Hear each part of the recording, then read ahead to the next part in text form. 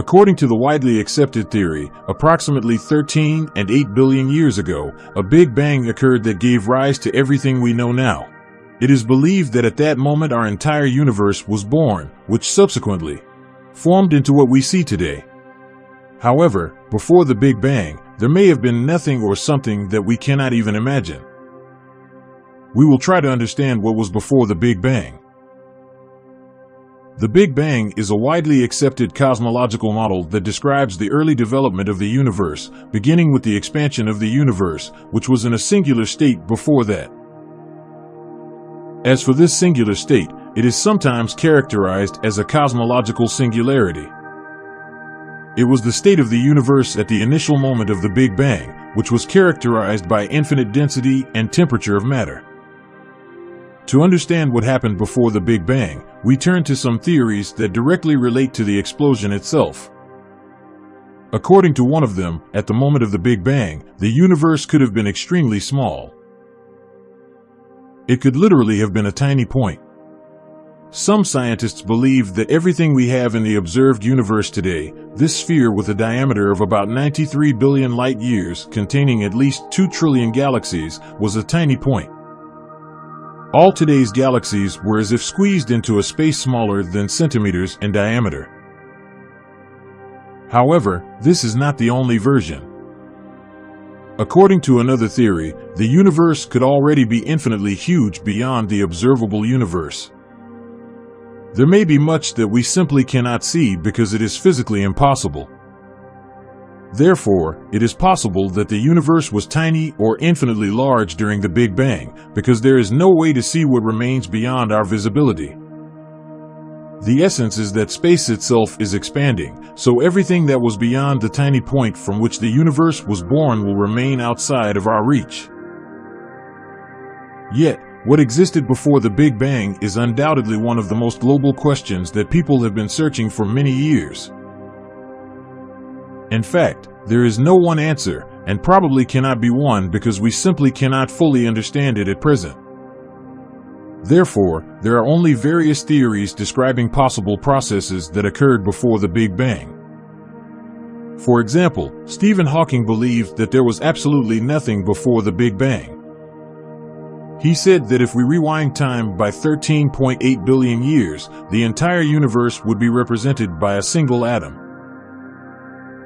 According to his words, if the universe is expanding as we move forward in time, then if in theory we could reverse time, it would start to contract and compress, which should not be confused with technological singularity.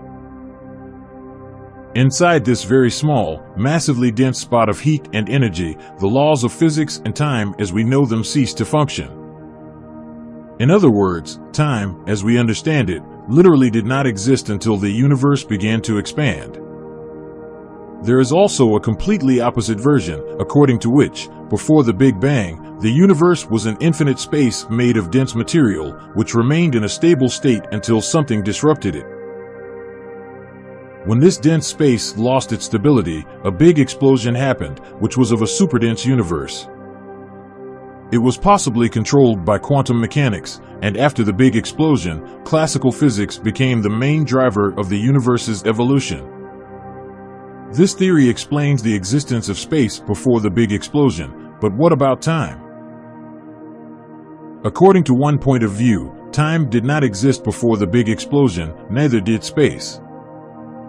However, in 2018, British cosmologists from Oxford University, led by Professor David Sloan, conducted calculations. The calculations showed that space and time did exist before the universe was born. David Sloan said, "We are not introducing any new concepts or changing the theory of relativity, just the interpretation of some of its postulates. Our calculations show that the Big Bang was not the beginning of time, but just a change in the orientation of space. In other words, it was space that broke, not physics." Elephant and his colleagues came to this conclusion while trying to find an answer to one of the most important questions in history: what the universe looked like in the first moment after the Big Bang and how it appeared before the cataclysm that gave rise to everything. Today, as scientists explain, there are two approaches to this problem. For example, cosmologists believe that the universe was born from a singularity that began to rapidly expand in the first moments after the Big Bang. However, astrophysicists believe that the birth of our universe was preceded by the death of a progenitor, which likely occurred as part of the so-called Big Bang. Either way, both of these versions are almost impossible to prove. If we turn to the first theory, the very existence of some form of spacetime before the Big Bang raises a multitude of almost insoluble questions. For example, it is not clear how this form could have given rise to an energetically pure and new modern universe. Another problem is that at present, cosmologists cannot even speculate about what this old world and old universe looked like. The issue is that the theory of relativity ceases to work at extremely high energies. The energies characteristic of the Big Bang and the singularity that created it have led scientists to debate what laws governed the universe's existence in the first moment of its new and final seconds of its old life, if it existed at all. Many cosmologists and astrophysicists, including the aforementioned Stephen Hawking, prefer to sidestep this question and do not assume that time did not exist before the Big Bang. Therefore, the problem is meaningless.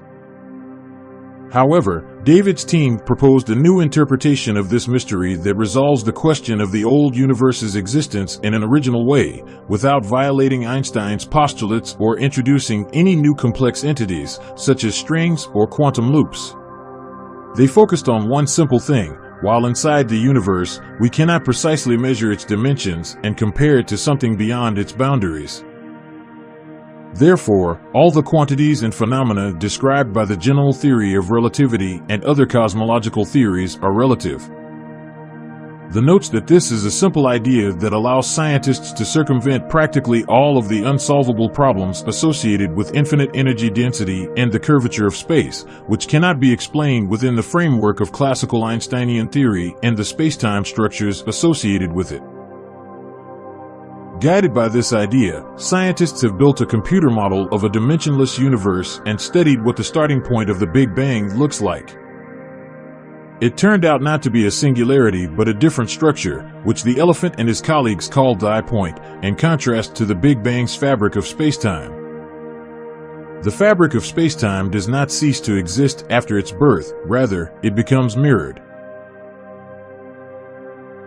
In other words, before its birth, as calculations by British researchers show, spacetime simply becomes mirror-like. In other words, before the birth of the universe, time flowed in the opposite direction, and space was oriented and represented somewhat differently. According to scientists, these transformations do not contradict the theory of relativity and do not affect matter itself.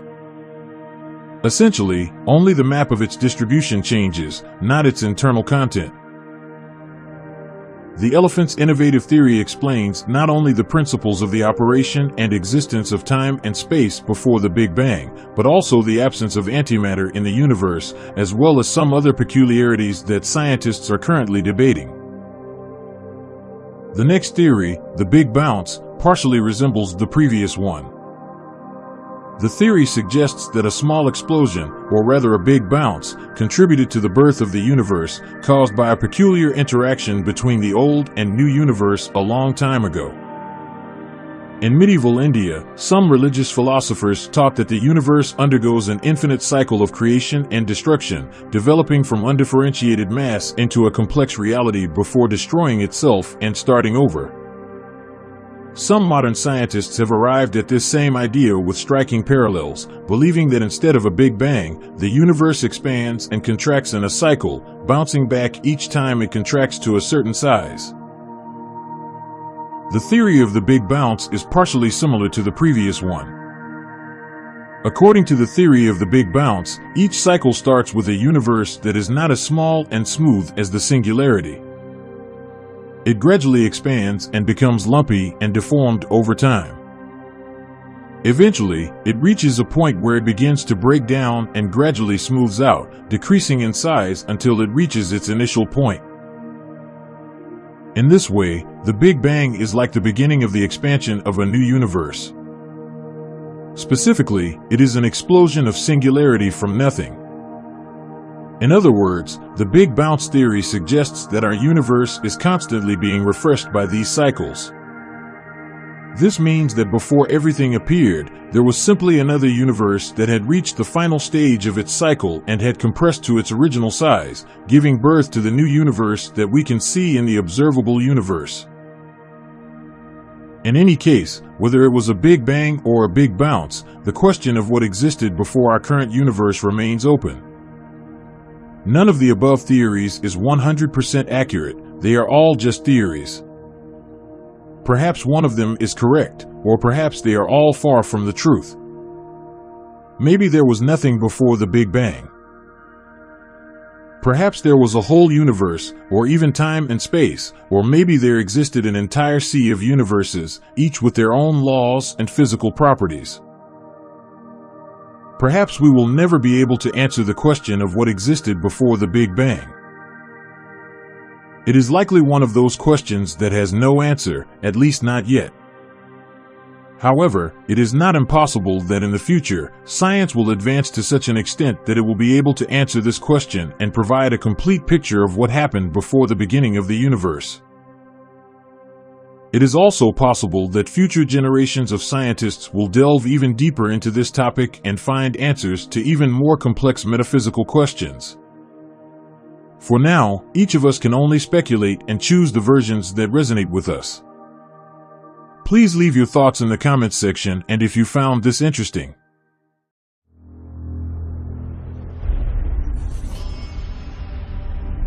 From the drama of our planet's origins and the birth of our solar system comes one of the most startling revelations of modern science.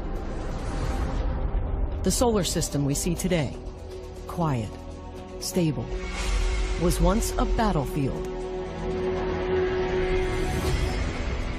Newborn planets blasted through space, competing for stable, circularized orbits inside a grunge-style mosh pit of gas and dust.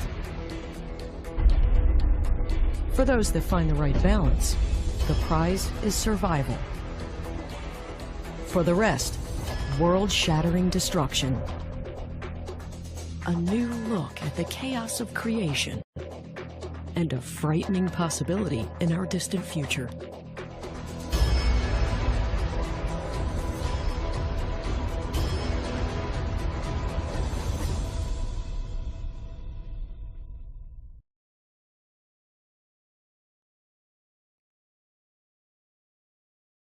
Mars. The Curiosity rover is searching for clues about the origins of the red planet.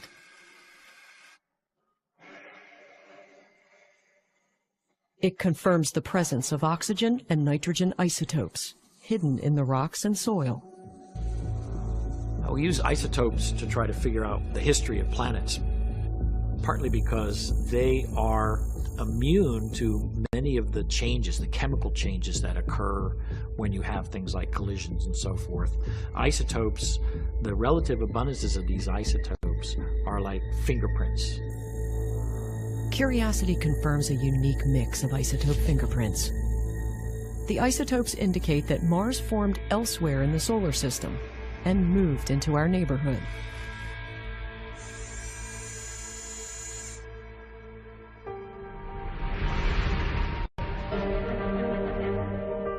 Our solar system is full of oddities pointing to an imperfect birth and a malformed evolution. All of our planets go around the sun in the same direction that the sun is spinning. This is the same direction that the clouds within our original nebula began to rotate. 6 planets spin around their poles in the same direction. For them, the sun rises in the east and sets in the west.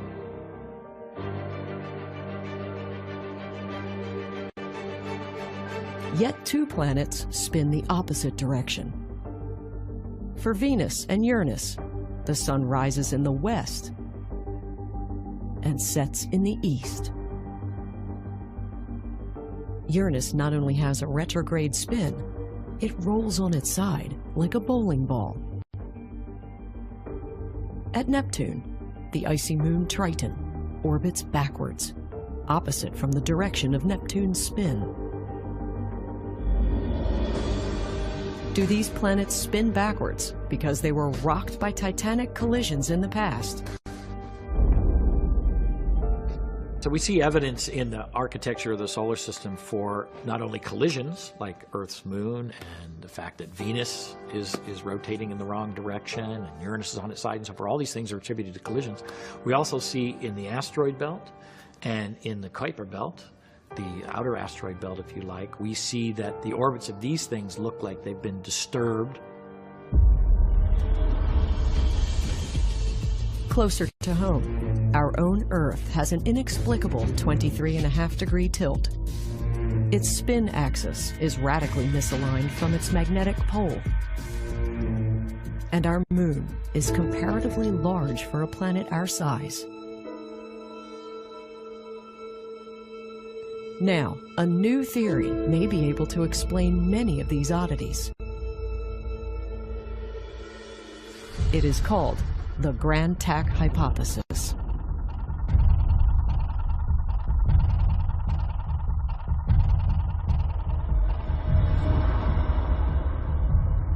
Four and a half to 5 billion years ago, a gas giant planet arose inside a primordial disk of gas and dust. Jupiter didn't just form where it is, but formed and then moved inward towards the sun. As it spirals toward the sun, Jupiter herds asteroids and rubble.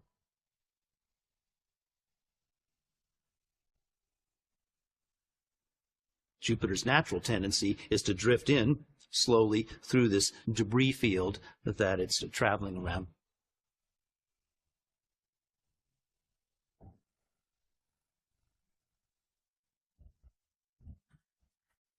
The inner solar system is also thick with gas and dust. The planetary system is well underway. Numerous worlds are born in this region, including the Earth. Primordial skies are ruled by chaos.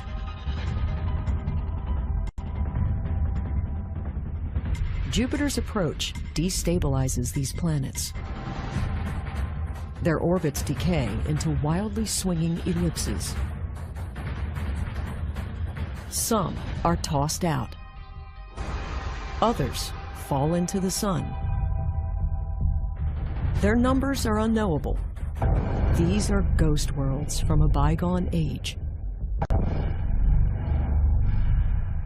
Jupiter just causes all heck to break out in the solar system, and all that debris in the outer solar system gets flung inward towards the inner solar system. And it was a busy time in the very early solar system, and things were colliding with each other all the time.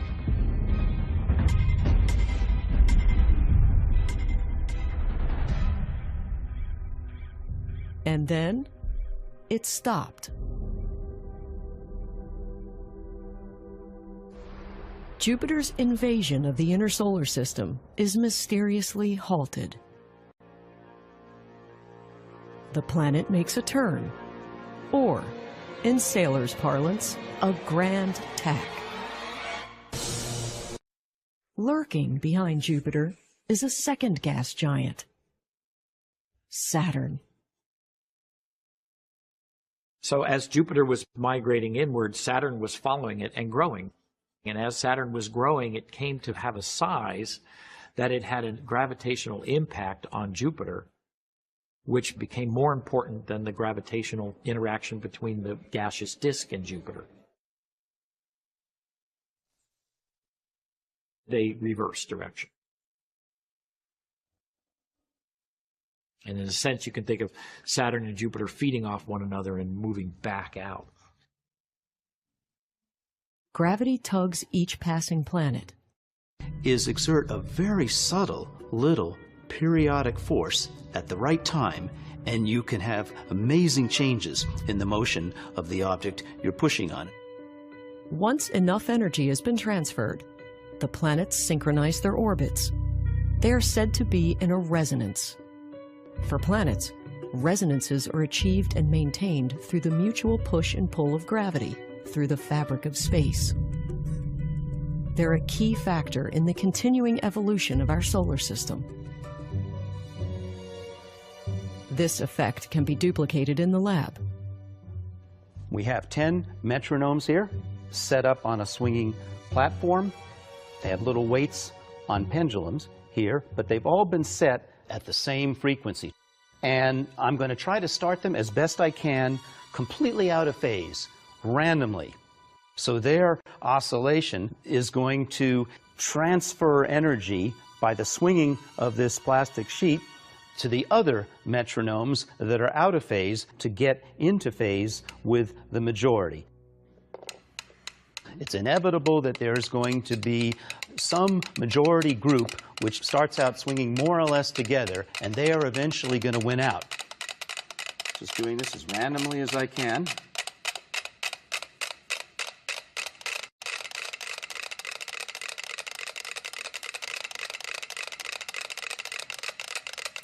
Aha, maybe in this corner I see 4 that are pretty closely synced. Yes, now it's more like 5, 6. Now you have one that's almost completely out of phase. So every time the majority hits a beat, it's going to give a little impulse, a little push to the platform, and that push is transferred to the metronome that's not in sync. Because the platform, you can actually see this platform vibrating back and forth in sync with the majority of these metronomes. Working on this one. So we're pretty close to resonance right now. As the metronomes achieve resonance, it's important to notice how the platform shakes. Now, it doesn't have to just be the force that's being transmitted by the plastic platform. It could be a force at a great distance, for example, the force of gravity.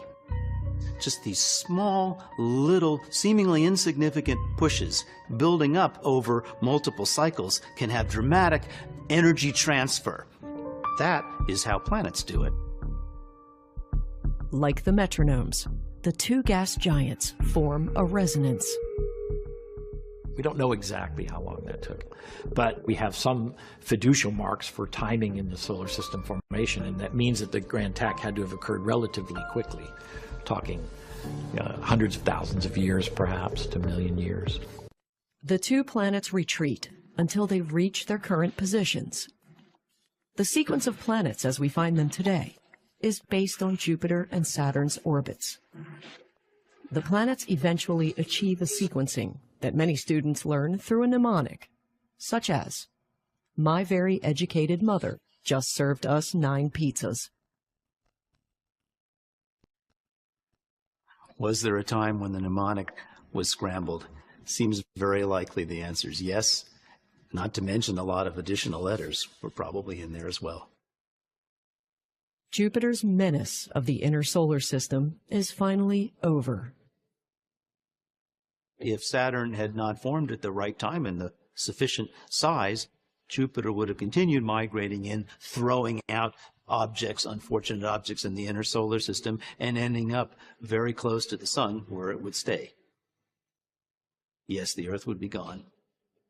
Or the Earth would have had a terrifying encounter with Jupiter and would have had its orbit changed dramatically to gosh knows what. There is mounting evidence that Earth had a terrifying visitor. Not Jupiter, but Theia was this planetary body that was roughly the size of Mars. And through this collision, a lot of particles were ejected, probably completely destroyed. We don't really know how much of Theia was preserved. Probably completely destroyed. We don't really know how much of Theia was preserved. Earth is rocked off its axis. Its surface liquefied. Chunks of Earth's mantle are shoved into space.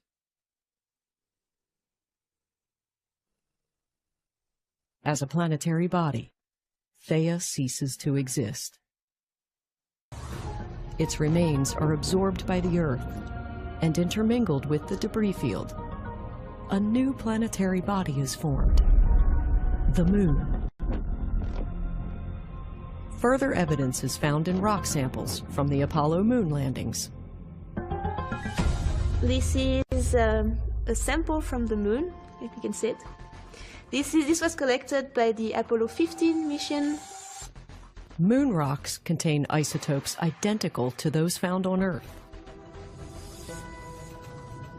When the Moon arose, it is first covered with a magma ocean. People imagine the lunar magma ocean to be like this magmatic chamber I am describing, but at the surface and covering a whole planet. I see it as this ocean, like the Pacific, but this has to be like completely magmatic, orange, and like probably like fluxing around and probably moving. Conditions in the lunar magma are as hellish as we can imagine. But a microscopic treasure forms in the magma: crystal zircons. These are the same gemstones used in jewelry. But the zircons in the Apollo moon rocks yield a different treasure. So those zircon are very important because we know they crystallize in this lunar magma ocean. We know roughly when they crystallize in the lunar magma ocean. So they are one of these old pieces of the Moon that we are looking for, one of these old pieces that we can use to date the origin of the Moon. Zircons not only give the age of the Moon, they set a specific date for the collision. The age of the Moon is 4.51 billion years old. 4.51 billion years ago, Theia becomes part of Earth and forms the Moon. But the story is not over. Space probes measure the Moon slipping 3.8 centimeters further away each year. One day, the Moon will break free. When that day comes, there will be no more tides, no more romantic moonlit nights. Could planetary orbits be inherently unstable? Could the chaos of planetary migration return?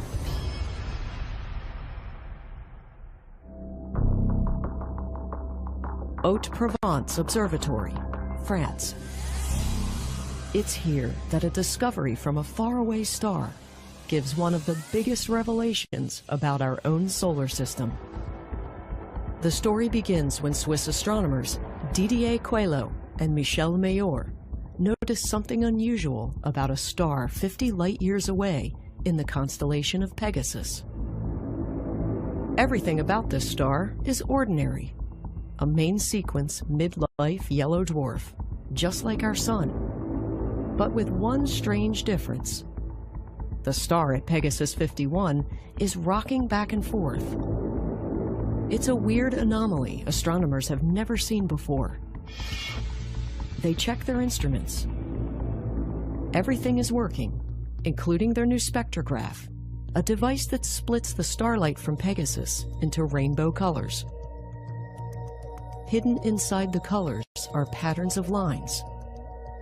By tracking the day-to-day movement of these lines, astronomers make a startling discovery. Pegasus 51 has a planet. But no one has ever seen a world like this. It's half the mass of Jupiter, yet it's extremely close to its star. 9 times closer than Mercury is to the Sun. The planet at 51 Pegasus must be inside the corona, broiling in temperatures over 1,000,000 degrees Fahrenheit. Soon, another planet is found around another star, and then another, and another. Astronomers have now confirmed over 3,700 exoplanets beyond our solar system. Nearly all of them are Jupiter-class planets grazing their host star. They're a new, previously unknown type called hot Jupiters. They're so numerous, hot Jupiters challenge theories about the origins of planetary systems. It's very difficult to make a planet close to the star because there isn't enough mass to build a giant planet very close to the star, and there's gravitational frustrations for trying to build a planet very close to the star. Astronomy is shaken with a new revelation. Planets do not stay put where they're born. When they're big enough, they migrate. It's a process called planetary migration. And yet, our own solar system has no hot Jupiter.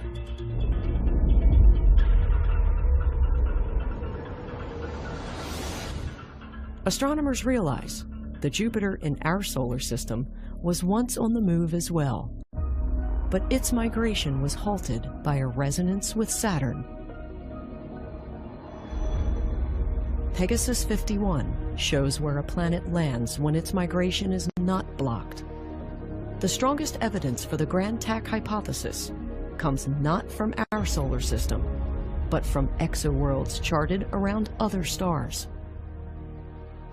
Planetary migration is a universal concept. We see it, evidence of it, out there in extrasolar planets, other solar systems. There's no reason why planet migration shouldn't have operated in our own solar system.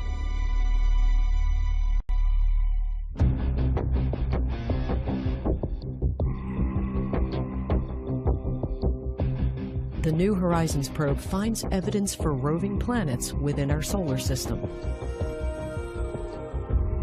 While charting ancient craters on Pluto and on the surfaces of its moons, the science team discovered many craters are the same age. This suggests that they were formed by a single event. Even way out here, tiny Pluto was smashed by a wandering planet. The Pluto catastrophe may be related to other planetary migrations in the outer solar system.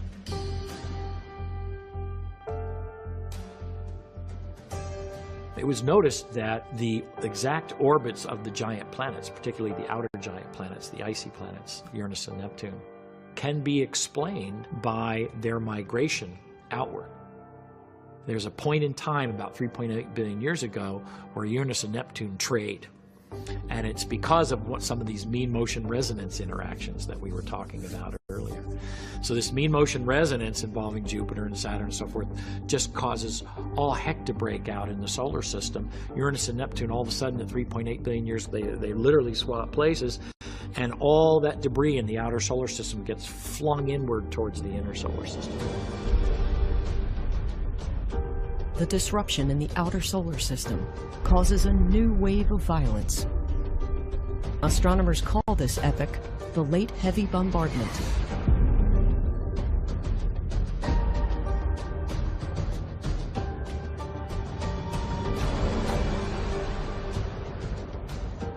Much of the cratering we see on our moon today is from this period. It may be possible that swapping orbits with Uranus is how Neptune got its moon.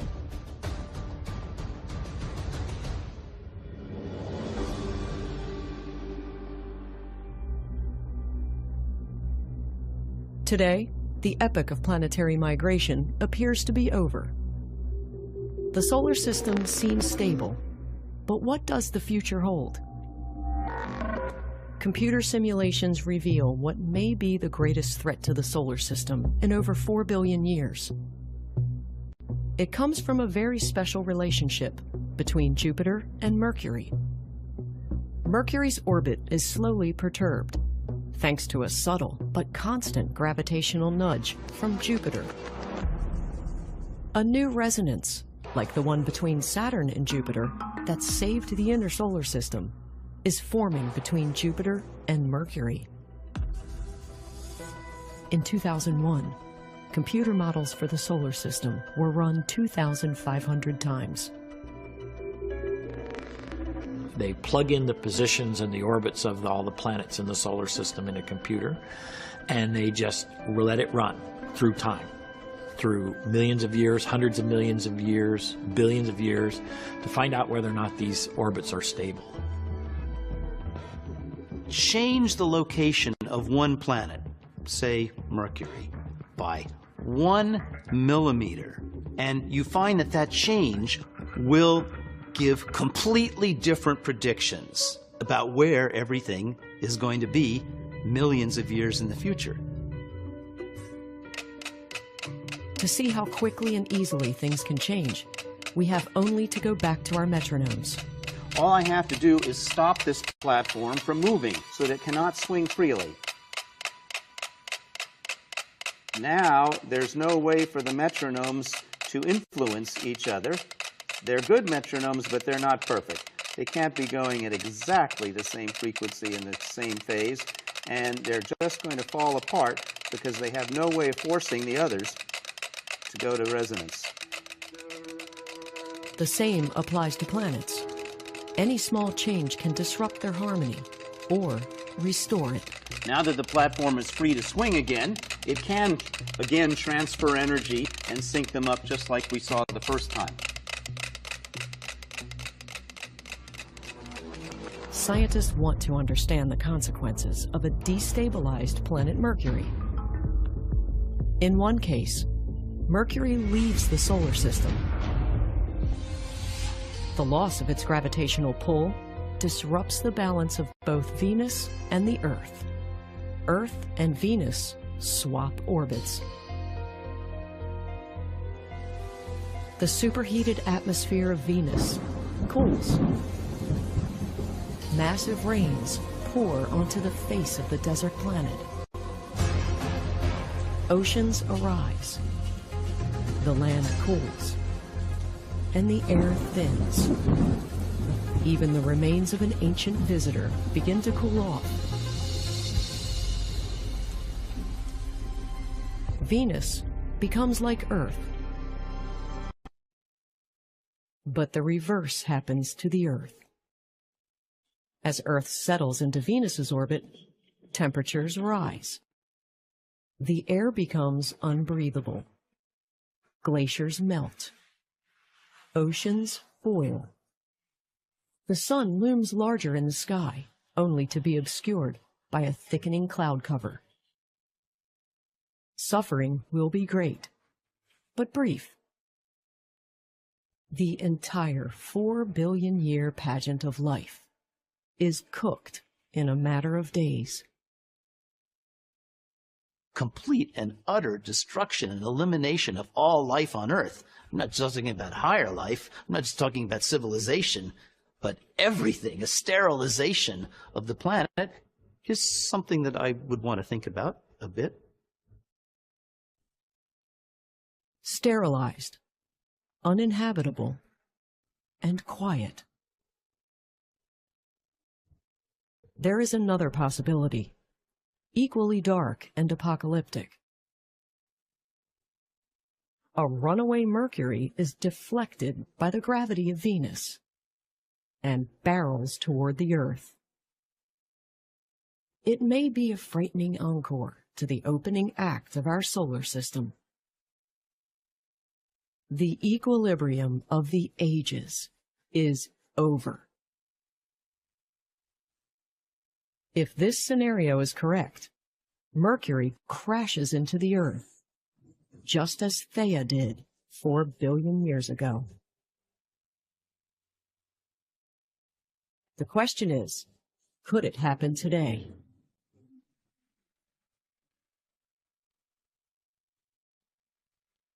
Or is it a fate far away in the future, at a time when mankind itself is but a distant memory?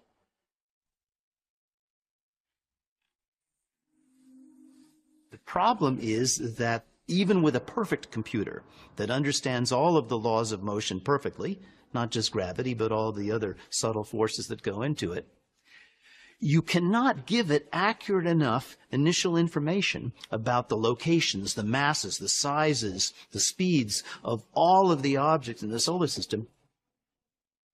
Odds are, we may never see such a calamity. And yet, among the billions of stars in our galaxy, how many worlds are on the move? How many will share this fate? complicated. Seriously massive objects warp the fabric of space. The heavier the star, that is, the greater its mass, the greater the distortion.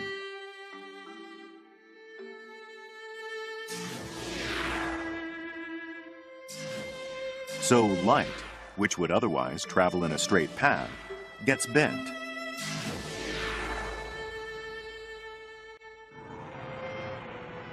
If a star of any given mass shrinks sufficiently, its density increases until its local distortion of space is infinite.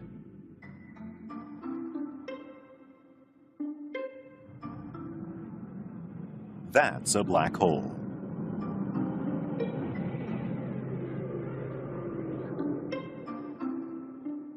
A border develops separating the black hole from the space around it.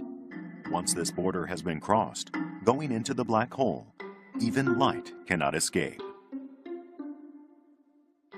Border diameter is determined by the weight of the compressed mass. A hole with the same mass as Earth would be merely 2 centimeters across, something the mass of the Sun, 6 kilometers. That's considered the size of the black hole. Black holes are created the instant stars die.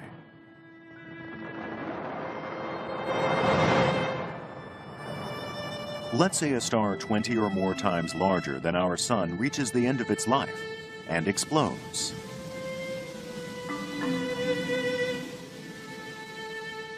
The star's own gravity then causes its remaining core to implode infinitely, becoming a purely gravitational force. When a black hole is born like this from the death of a star, its diameter is 50 kilometers at most.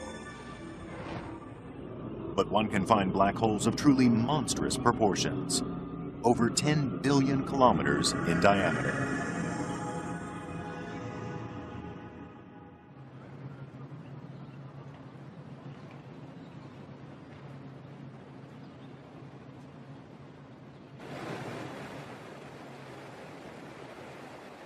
Andrea Ghez is an expert on this invisible phenomenon of the black hole.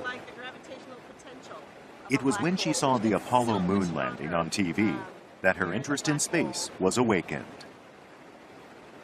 My biggest objective in life when I was very young was to become a ballerina.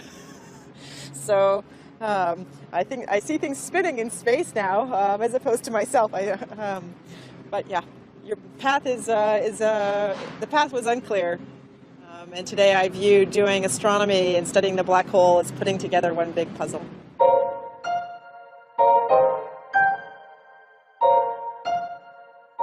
Donald Lyndon Bell predicted that a supermassive black hole lurks at the heart of every galaxy.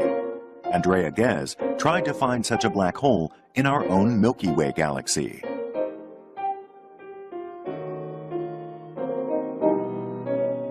Or actually, the first thing that we're trying to do is watch how stars move. That's the key to finding that there's a black hole. And the way you do this is by pointing your telescope at the center of the galaxy and using a technique that allows you to see the stars around the black hole. So here's the black hole. And what you want to do is we want to be able to see a star. You want to be able to see a star make a complete orbit around the center. Ghez followed the movements of the stars for years, plotting their trajectories. If they were in fact orbiting some unseen object, then that would be proof of a black hole.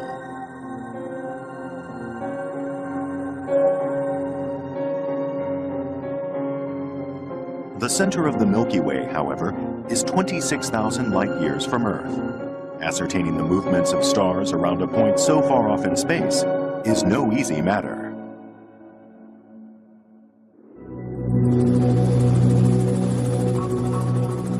Mauna Kea, Hawaii, home to several giant telescopes.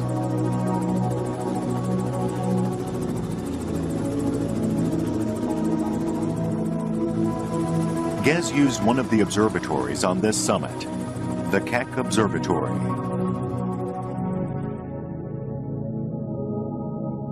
The Keck has 2 of the largest telescopes in the world, with primary mirrors that are 10 meters in diameter.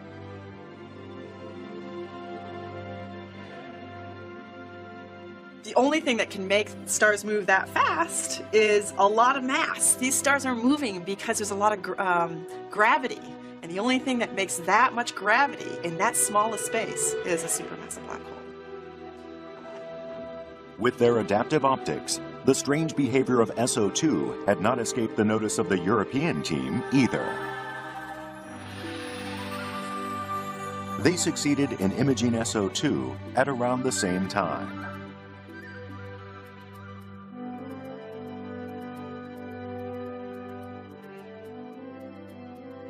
Of course, that was the moment everybody was extremely excited about, that we saw, wow, that orbit is proving there must be a mass, and we can measure the mass, we can actually calculate the mass. It's an easy calculation, any student can do it, and the result is extremely fascinating. This mass, which we are seeing in these images, is 4 million times the mass of the Sun.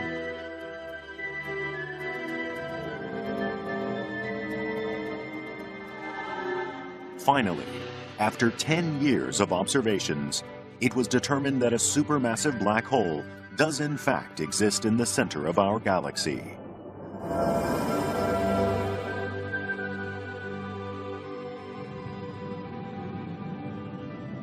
And it is bigger than was imagined, by many orders of magnitude.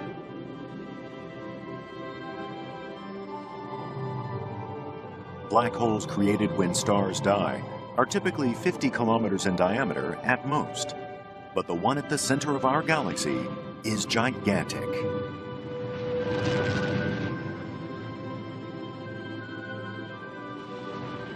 The diameter is estimated to be 24 million kilometers. That's like 17 of our suns lined up in a row.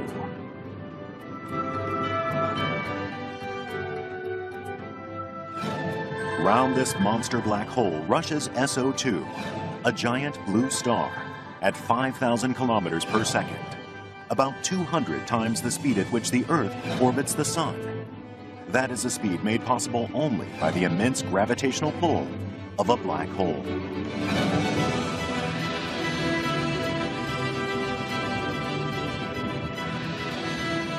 In the center of our own galaxy, but far from Earth, unfolds a dance of the stars.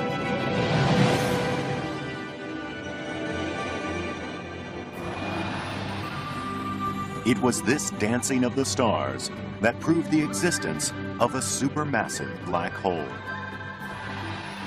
It was an idea, but, you know, far out and not very much considered as natural, and it remained that way for about 15 years.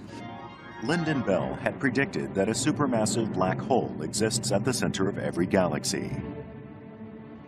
Apart from observing the orbits of the stars, there's another way to prove the existence of such a black hole.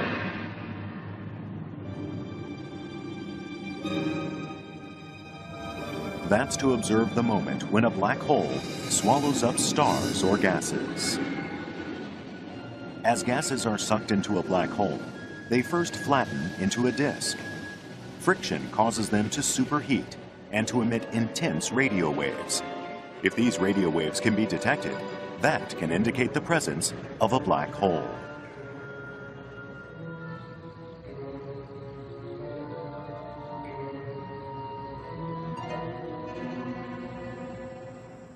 The largest telescope in the world for detecting extremely high-frequency millimeter-band radio waves is the 45-meter radio telescope at the National Astronomical Observatory of Japan.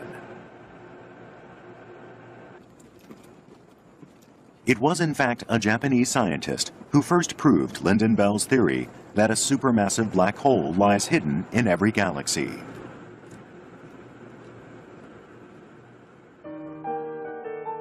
It happened in 1990, 21 years after Lyndon Bell's prediction. Naomasa Nakai was working at the Nobeyama Radio Observatory, studying gases at the centers of galaxies.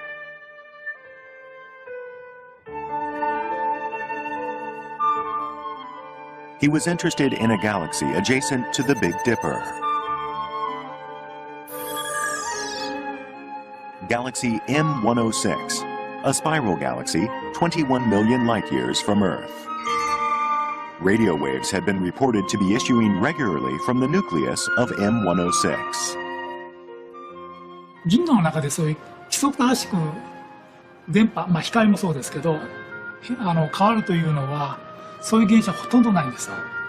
だから非常に驚いてですね、本当にそういう、電波の強さが規則正しく変わっているのかどうかというのを調べようとしたんです。In addition to a 45-meter diameter parabolic dish antenna, the Nobeyama Radio Observatory has some world-class instrumentation. 8 spectrometers capable of minute observation of radio waves.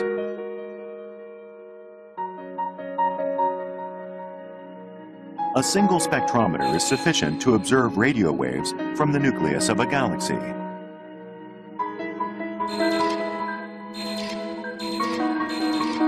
But to be thorough, Nakai used 2 spectrometers for the very center of the galaxy and flanked them with the 6 remaining ones. That decision to use all 8 instruments led to the discovery of the century. Nakai had simply wanted to put all his spectrometers to some use, but the results astonished him.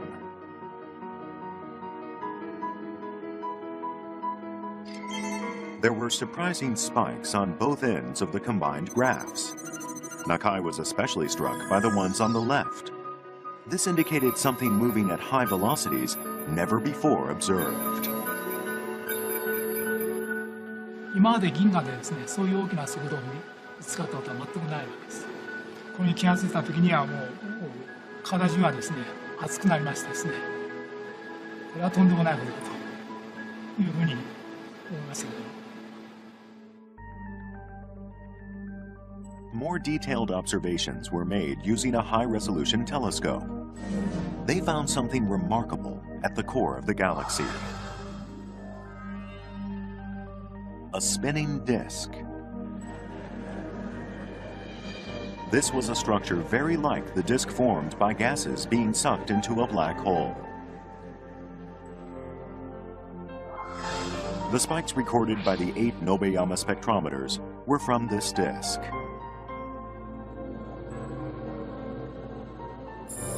The disk was spinning furiously, 3.6 million kilometers an hour. Detailed analysis revealed that the mass at its center was equivalent to 39 million of our suns. It was indeed a monster black hole.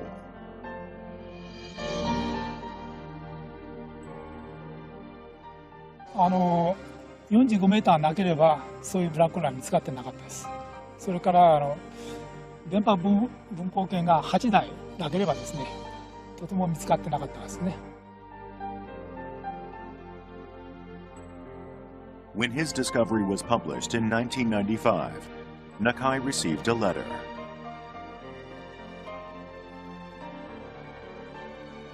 The letter read, "I have been waiting 26 years for such proof, and congratulate you on your great discovery."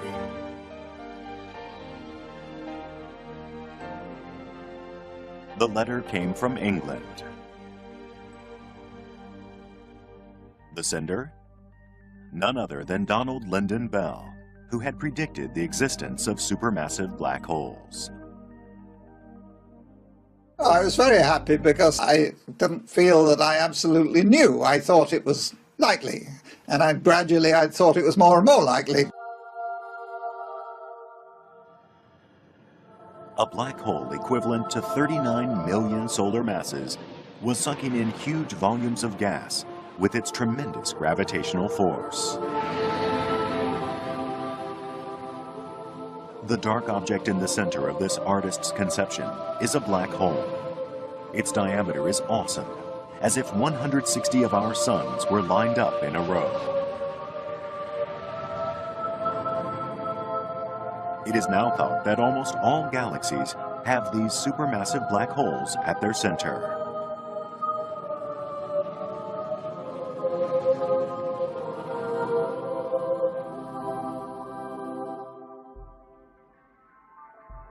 The most advanced observational instruments are detecting ever larger black holes.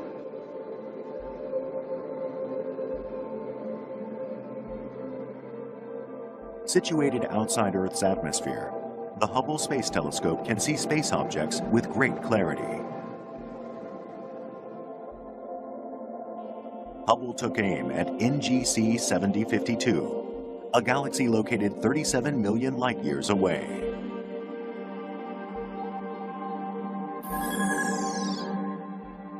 The image it captured was that of a huge disk, comprised of gases and stars. In its center, there ought to be a supermassive black hole.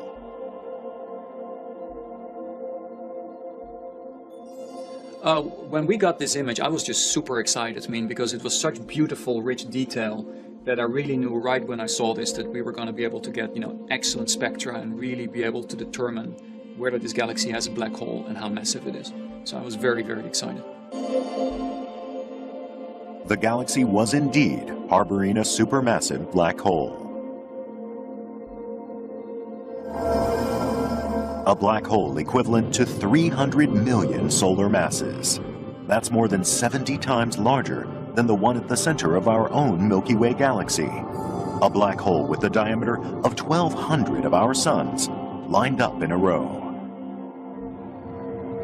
And Hubble has spotted an even larger one, an ultramassive black hole. This one is in M87, 59 million light-years away. Scientists had long been puzzled by a band of white light there.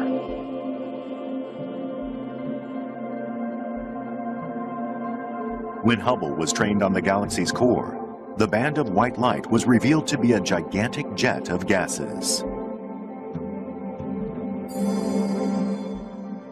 As the gases are sucked violently into the black hole, a portion of them are ejected in the form of this jet.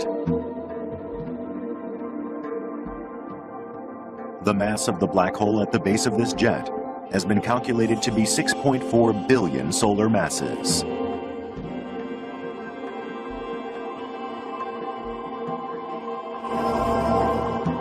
That's 10 million times greater than the supermassive black hole at the center of our Milky Way galaxy. In size, its diameter is equal to 25,000 of our suns lined up in a row.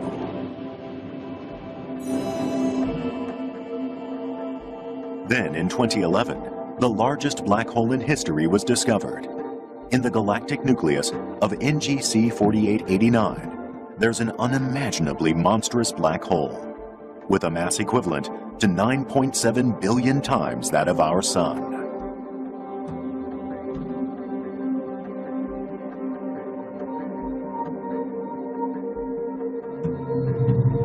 What scientists are most eager to elucidate now is the process by which these black holes become so large. They may start with the death of a star, but how do they then grow to billions of times their original size?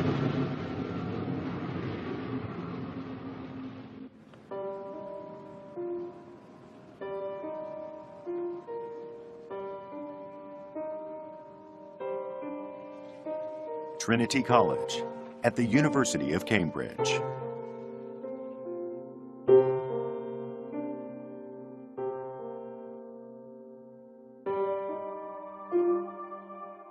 Isaac Newton, who formulated the universal law of gravitation, conducted research here.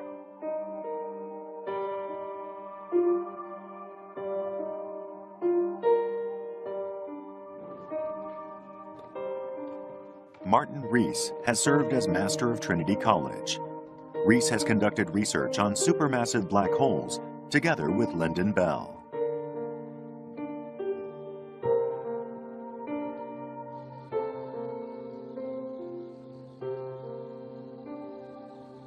The impetus for his research was the discovery of galaxies whose high-energy cores were emitting powerful radio waves. Well, there were various alternative theories about what might be happening in the centers of the galaxies, which are putting out a concentrated, high source of power. And these ideas included a very dense cluster of stars, a very massive star, a binary supermassive object, etc. And I realized that if you followed forward the likely evolution of any of these objects. They would all have no alternative to becoming a big black hole.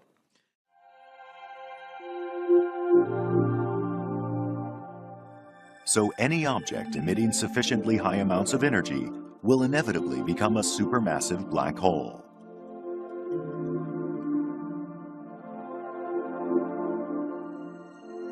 How then are supermassive black holes born? The Riess diagram, as it was called, charted the possible routes.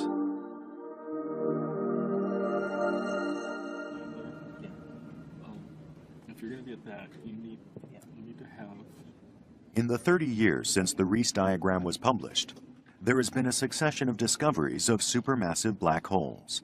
At the same time, the study of their birth has also been progressing.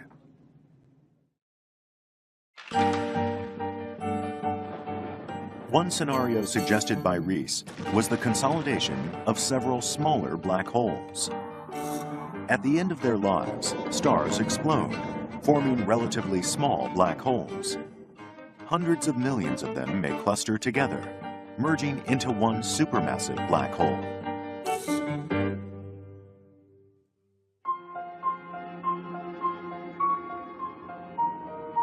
This is NASA's space-based Chandra X-ray Observatory. Chandra has been examining a region where black hole consolidation is thought to be taking place.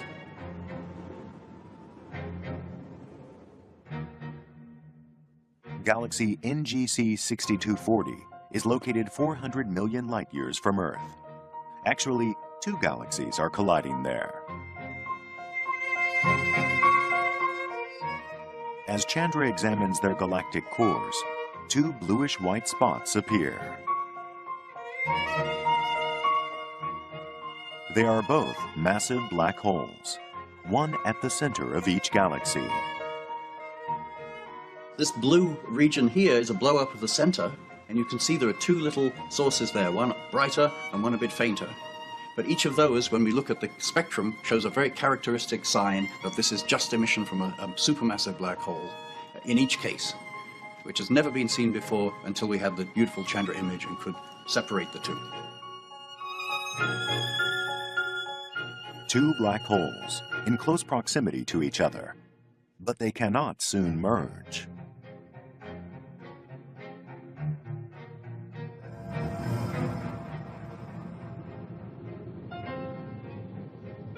Rather like the Earth and the Moon in their perpetual dance, the two black holes orbit about each other without colliding.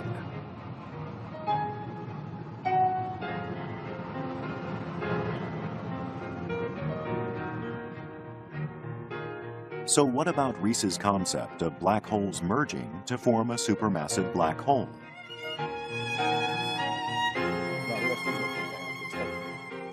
Masayuki Umemura uses a supercomputer to create simulations of black hole mergers.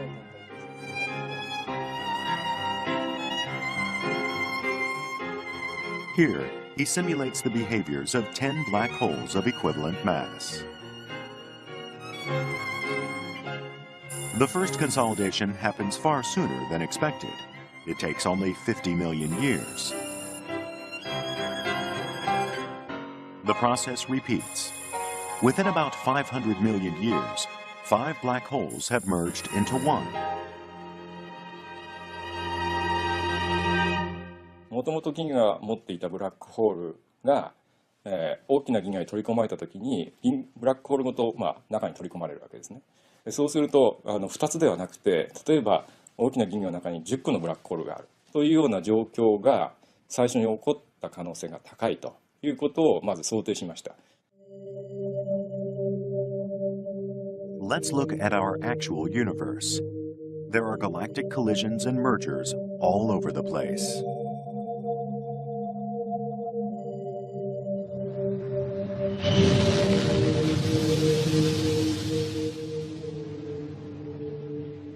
And when galaxies merge, the thinking is that their black holes merge too.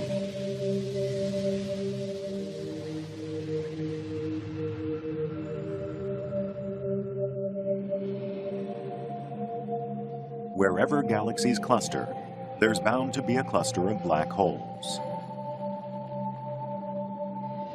That means a process of consolidation of black holes.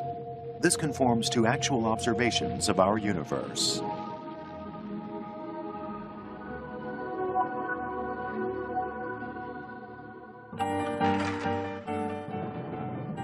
A second Riesz diagram scenario has a seed black hole becoming supermassive by swallowing up gases and stars.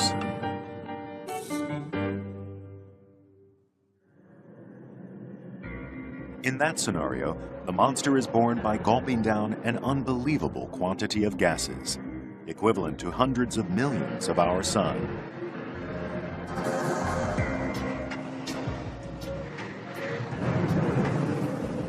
The gases are sucked in with so much force that the friction produces incredible heat.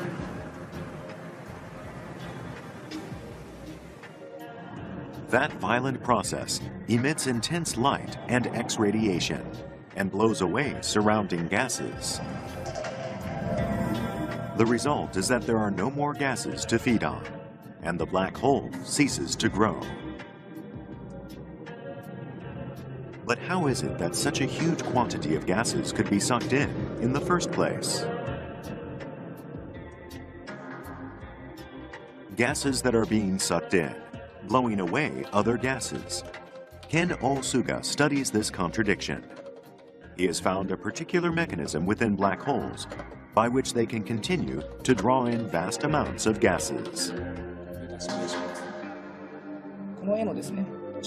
He's prepared a simulation of one scenario for how supermassive black holes may be created. As a black hole sucks in gases, it generates magnetic field lines, which penetrate the surrounding gas disk like hoops.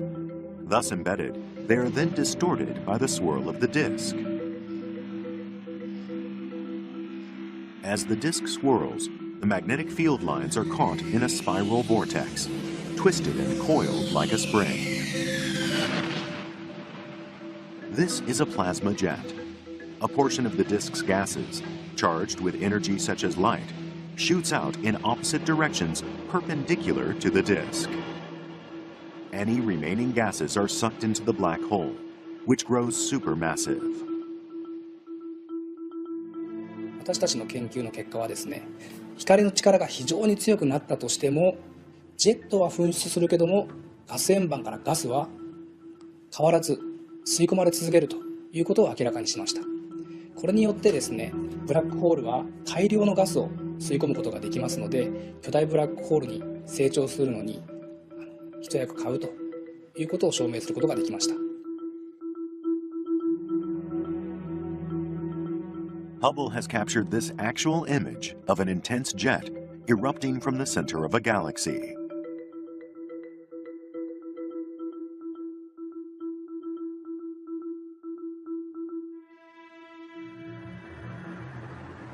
The gas-guzzling scenario for supermassive black hole creation, as outlined in the Riesz diagram, thus seems persuasive.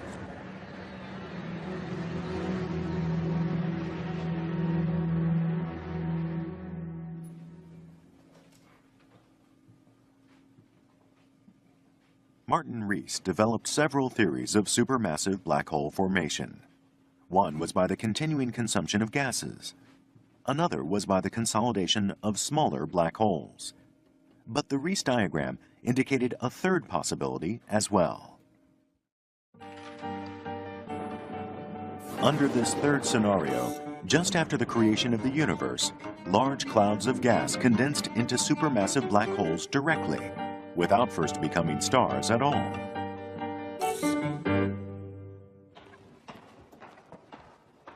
Recently, evidence for this third scenario has also come to light.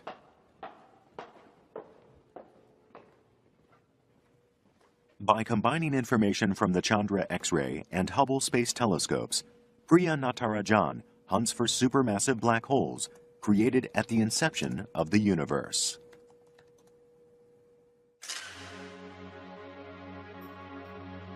These far-off galaxies were photographed by Hubble. Among those circled on the screen are some that are 12 billion light-years away. They are small galaxies, born immediately after the universe itself. Some 200 of them have been identified.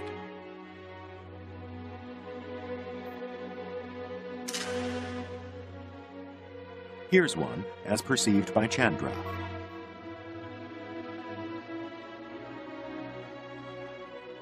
And it already has a supermassive black hole in it. Natarajan was surprised to discover that almost all 200 of them had supermassive black holes in them.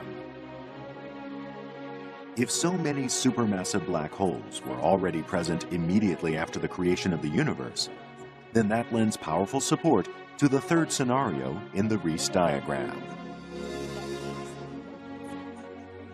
So just as we think that a gas cloud that is collapsing could make the first star reasonably easily, the conditions that you need for making a black hole seed directly without forming a star, instead of forming a star, also exist in the early universe. Efforts are also underway to confirm the third Riesz diagram scenario computationally. I think it is the first time that there is a model showing that it is possible to produce a precursor of a big black hole in the form of this supermassive planet. This is a giant gas cloud, 100 light years in diameter. 70,000 years after it formed into a gas cloud, its gases were compressed into a disk 1 light year across. The gas disk was equivalent in mass to 100,000 of our suns. It then condensed further, compressed by its own weight, giving rise to a supermassive black hole. So the third scenario in the Riesz diagram, going directly from gas cloud to black hole, is a real possibility. Studies of the origins of these supermassive black holes are ongoing.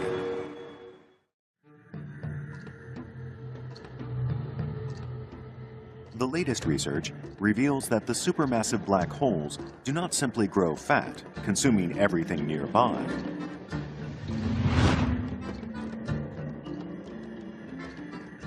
Surprisingly, they exert a huge constructive effect on the space around them.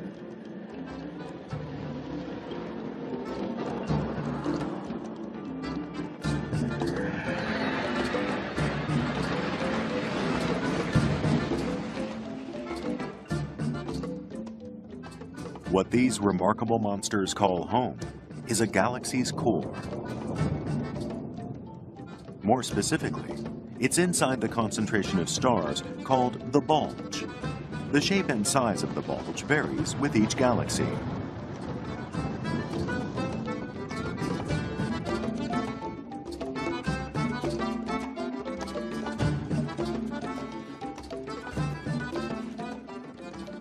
John Cormandy has investigated the relationship between the mass of a bulge and of its supermassive black hole.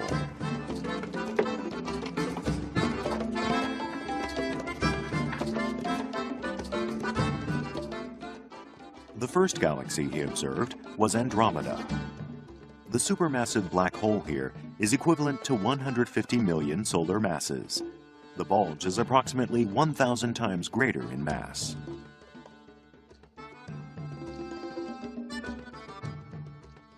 Next, he looked at the Sombrero Galaxy. The black hole here is 1 billion solar masses. The mass of the bulge is approximately 1,000 times that. Plotted on a graph coordinating the masses of the bulges with those of the black holes, the galaxies form a nearly straight line. In most galaxies, the black hole to bulge ratio of masses is 1 to 1,000.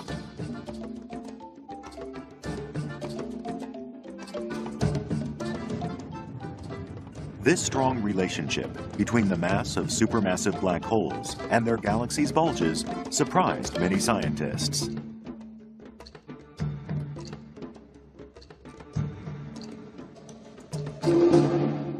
We know that when gas densities get very big, you get a burst of new stars being formed.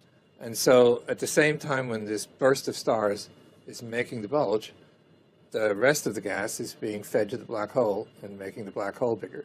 So you get lots of new stars, and you get higher mass black hole, and the two correlate. A galaxy comprises hundreds of billions of stars. It turns out that at the galactic cores, the black holes and the bulges have a deep interrelationship.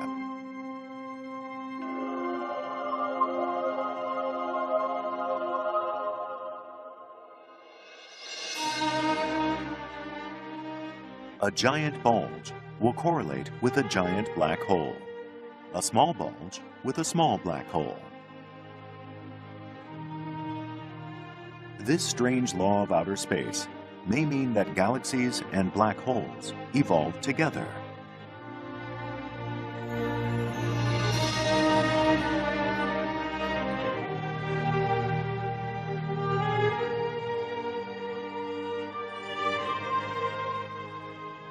Andrea Ghez discovered the supermassive black hole at the center of our own Milky Way galaxy.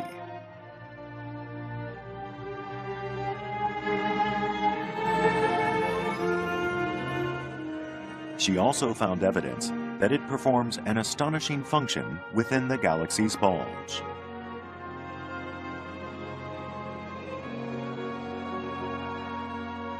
We've had one surprise after another in our study of the center of the galaxy. What we see is that they're very massive stars, which tells us that they're very young stars. And the last thing you expect near a black hole is to find a very young star, because black holes are very inhospitable to star formation. They should just tear apart any cloud that might eventually become a star. So you really don't expect to see young stars, baby stars near a black hole. And yet all the stars that told us that there's a black hole are the ones we predicted shouldn't be there. So it's one mystery after another.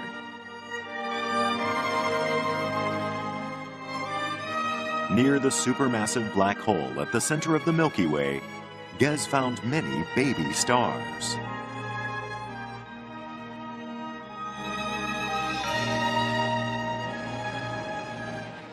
This suggests something astounding, that new stars may be emerging from the gases that originally accumulate around a black hole.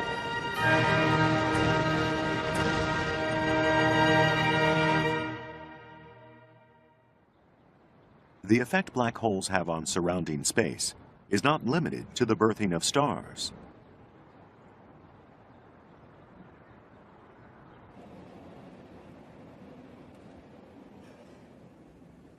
A project spearheaded by NASA called Tanami is endeavoring to capture distant galaxies. Tanami involves the participation of radio telescopes in a dozen locations in the southern hemisphere, chiefly in Australia, but also in Chile, South Africa, and the South Pole. One of its targets is a galaxy located 14 million light-years from Earth, Centaurus A.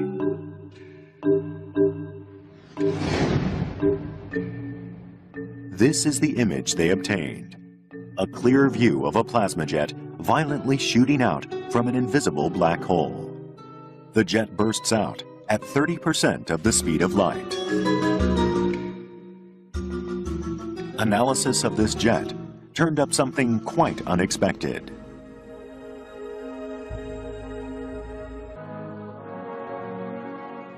The jet shooting out of the black hole even escapes the galaxy itself.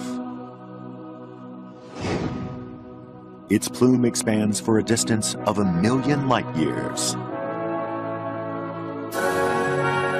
So the black hole doesn't just guzzle down gases, it sends out the stuff that stars are made of far beyond its own galaxy.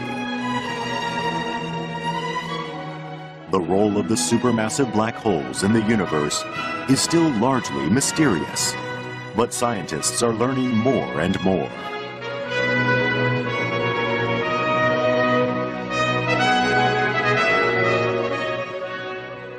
Cosmos looks the same from Britain and from Japan. Indeed, the night sky is the same to all of us and has been the same to all our ancestors throughout human history. It's the one common feature of all humanity. They've all looked up at the night sky and wondered at it and interpreted it in their own way. It's a wonderful story where we found all these extraordinary objects in the universe, and we can understand these vast cosmic horizons in a way that our ancestors could only have dreamed of. So it's a wonderful story.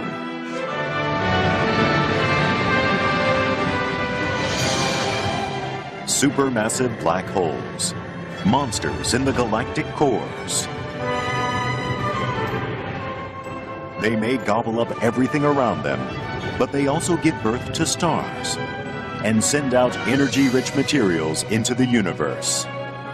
Some came into being at the same time as their galaxies and grew along with them. He was interested in a galaxy adjacent to the Big Dipper. Galaxy M106, a spiral galaxy 21 million light-years from Earth. Radio waves had been reported to be issuing regularly from the nucleus of M106.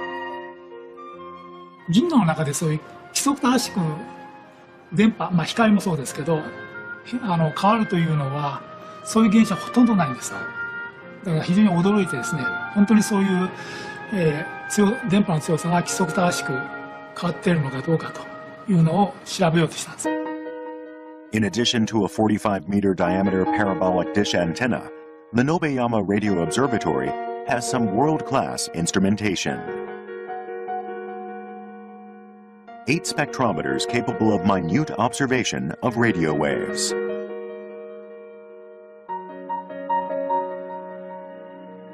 A single spectrometer is sufficient to observe radio waves from the nucleus of a galaxy.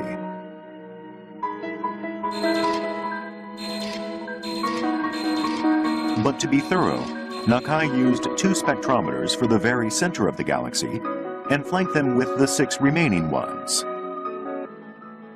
That decision to use all 8 instruments led to the discovery of the century. Nakai had simply wanted to put all his spectrometers to some use, but the results astonished him.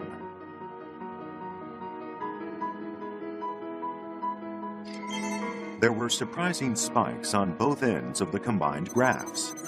Nakai was especially struck by the ones on the left. This indicated something moving at high velocities never before observed. 今まで銀河でですね、そういう大きな速度に見つかったことは全くないわけです。これに気がついた時にはもう体中がですね、熱くなりましてですね、これはとんでもないことだというふうに思いましたけど。More detailed observations were made using a high-resolution telescope. They found something remarkable at the core of the galaxy. A spinning disk. This was a structure very like the disk formed by gases being sucked into a black hole. The spikes recorded by the 8 Nobeyama spectrometers were from this disk.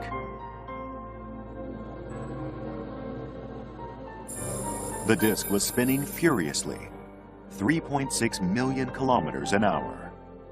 Detailed analysis revealed that the mass at its center was equivalent to 39 million of our suns. It was indeed a monster black hole.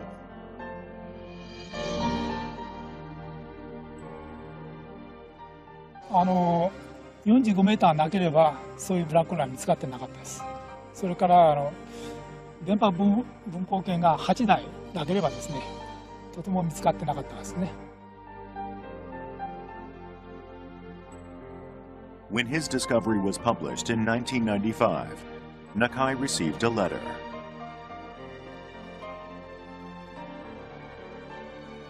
The letter read, "I have been waiting 26 years for such proof, and 4 million times the mass of the Sun.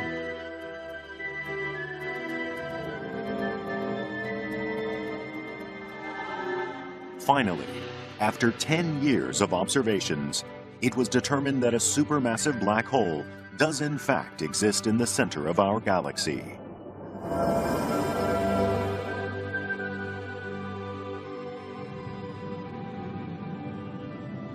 And it is bigger than was imagined, by many orders of magnitude.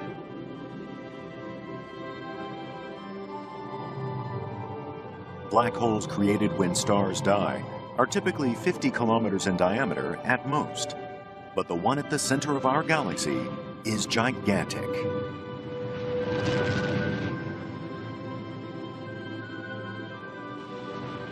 The diameter is estimated to be 24 million kilometers.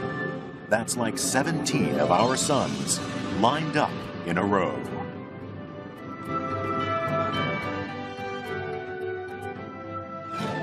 Round this monster black hole rushes SO2, a giant blue star, at 5,000 kilometers per second, about 200 times the speed at which the Earth orbits the Sun. That is a speed made possible only by the immense gravitational pull of a black hole.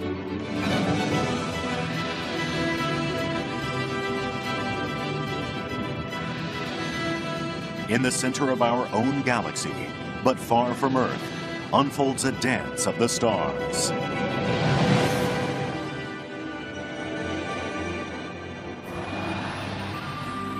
It was this dancing of the stars that proved the existence of a supermassive black hole. It was an idea, but, you know, far out and not very much considered as natural, and it remained that way for about 15 years. Lyndon Bell had predicted that a supermassive black hole exists at the center of every galaxy. Apart from observing the orbits of the stars, there's another way to prove the existence of such a black hole.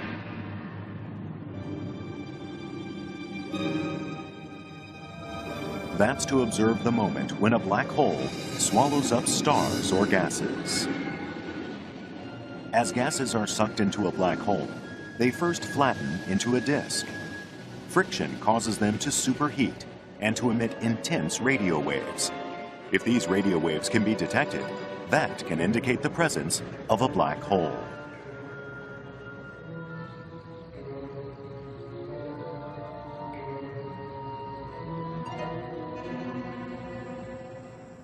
The largest telescope in the world for detecting extremely high-frequency millimeter band radio waves is the 45-meter radio telescope at the National Astronomical Observatory of Japan.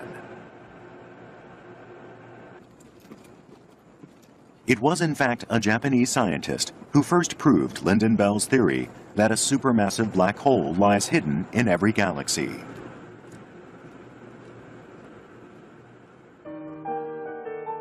It happened in 1990, 21 years after Lyndon Bell's prediction.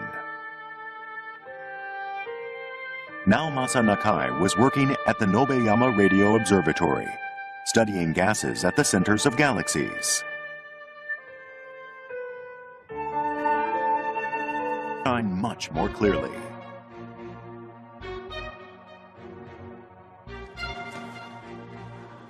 Gez, who did not yet have adaptive optics, was at a disadvantage. She minimized atmospheric fluctuations by restricting exposure time in imaging the stars.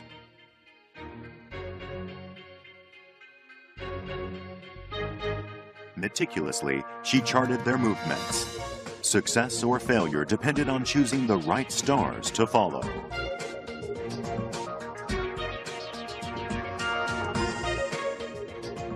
At first, both teams were following a star designated SO1.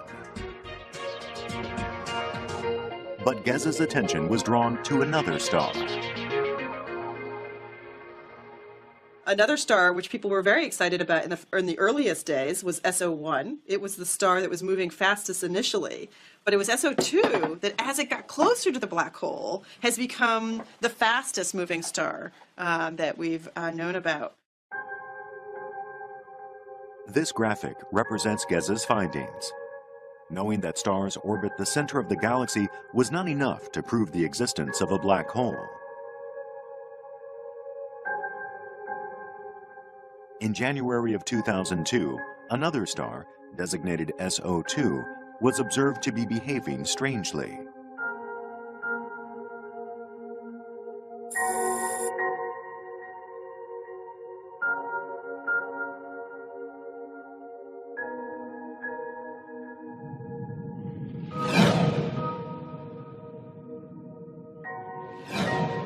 It was executing a blindingly fast and tight orbit, clocked at 5,000 kilometers per second, as if being swung violently around and around.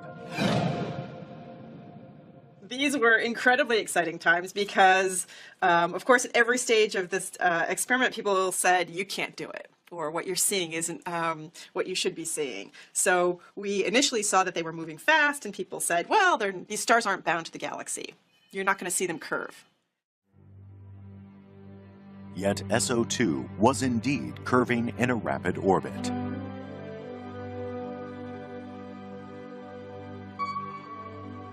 This is an actual imaging sequence. Exhaustive analysis showed it to be a giant star with a mass equivalent to 10 suns.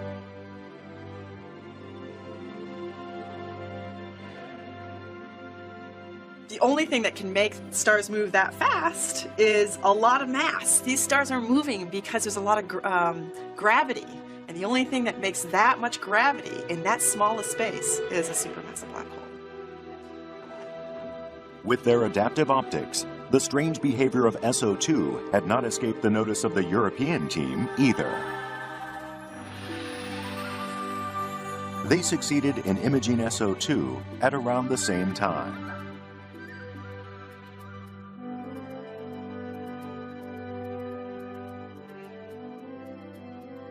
Of course, that was the moment everybody was extremely excited about, that we saw, wow, that orbit is proving there must be a mass, and we can measure the mass, we can actually calculate the mass. It's an easy calculation, any student can do it, and the result is extremely fascinating. This mass, which we are seeing in these images, is... The way you do this is by pointing your telescope at the center of the galaxy and using a technique that allows you to see the stars around the black hole. So here's the black hole.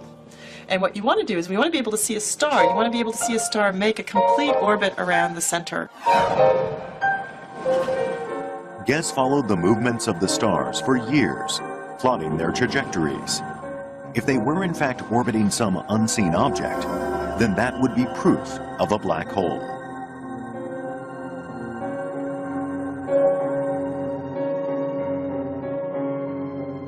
The center of the Milky Way, however, is 26,000 light-years from Earth. Ascertaining the movements of stars around a point so far off in space is no easy matter.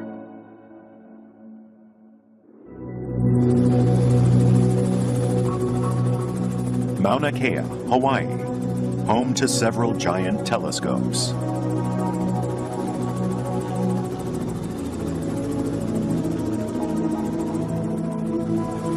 GES used one of the observatories on this summit, the Keck Observatory.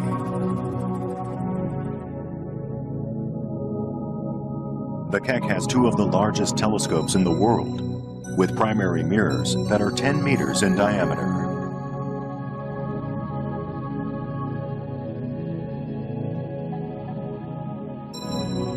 GES's observations here began in 1995. But GES and her team were not the only ones searching for a supermassive black hole in the center of our galaxy.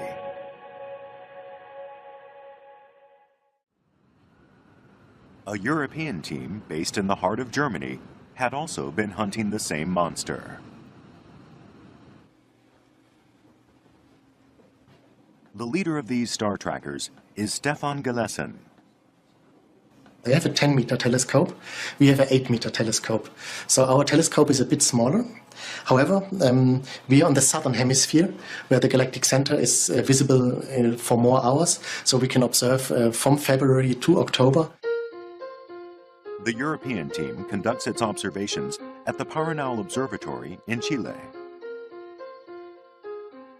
The VLT array there comprises 4 8.2-meter telescopes. But even with such advanced technology, success is elusive.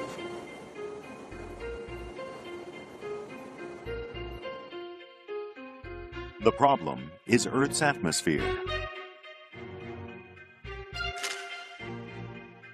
Atmospheric fluctuations blur the stars.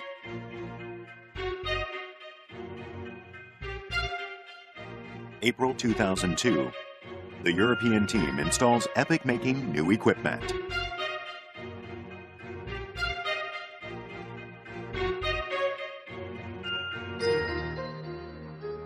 From the VLT at Paranal, they shoot laser beams into the night sky to measure and adjust for those atmospheric fluctuations. Their special equipment succeeds in doing just that. The new method is called adaptive optics. It brings the stars into focus.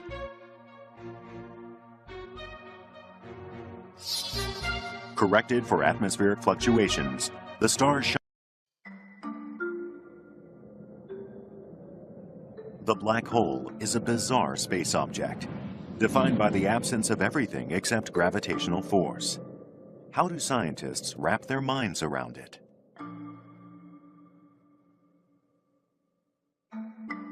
It's complicated.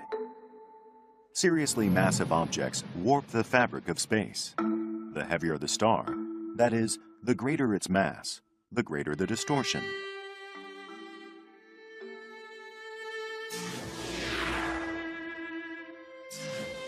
So light, which would otherwise travel in a straight path, gets bent.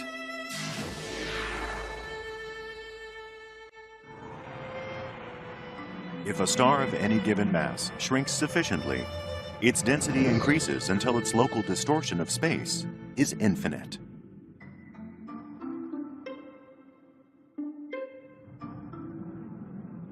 That's a black hole.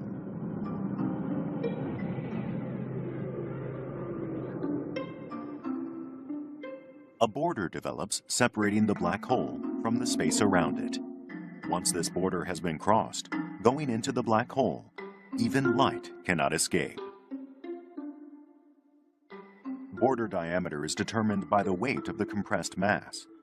A hole with the same mass as Earth would be merely 2 centimeters across, something the mass of the Sun, 6 kilometers. That's considered the size of the black hole. Black holes are created the instant stars die.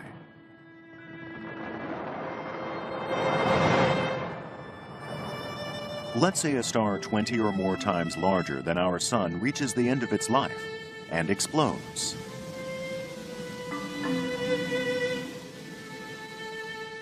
The star's own gravity then causes its remaining core to implode infinitely, becoming a purely gravitational force.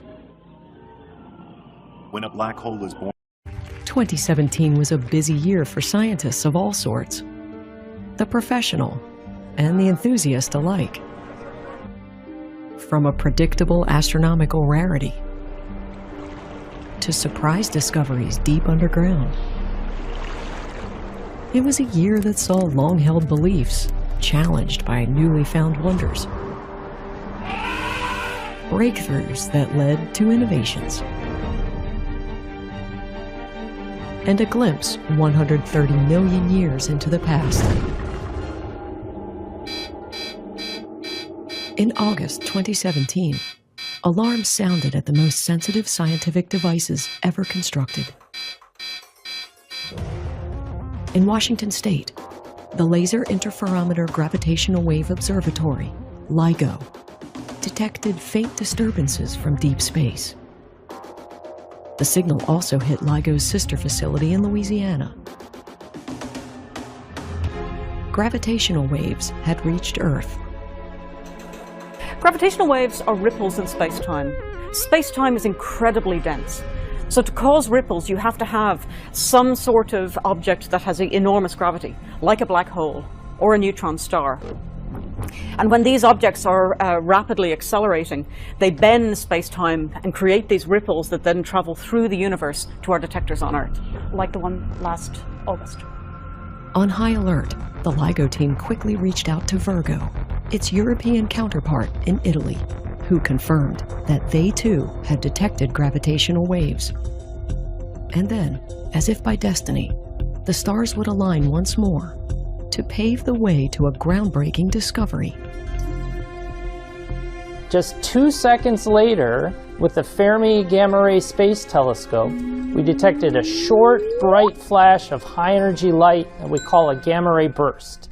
This alerted the entire astronomical community to the fact that something very exciting was happening. Using data collected from LIGO, Virgo, and Fermi, 70 ground and space-based telescopes scoured the edge of galaxy NGC 4993, some 130 million light-years away from Earth, searching for a small flash of light amidst a sea of stars.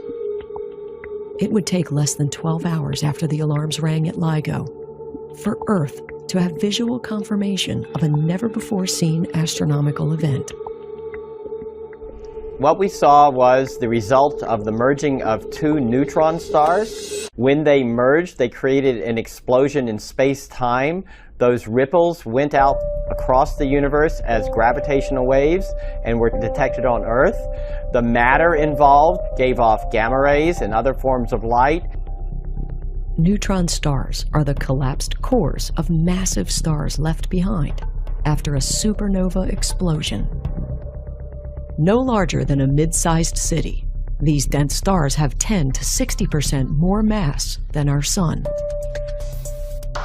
This pair of stars, 200 miles apart, were locked in each other's orbit for over 11 billion years.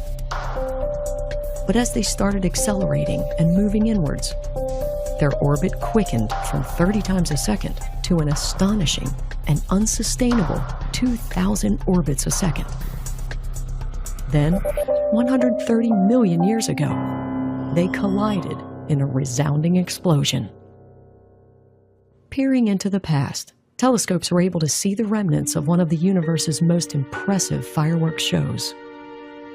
A bright flash of blue followed the initial explosion, growing redder and duller as the days passed, until eventually fading to black.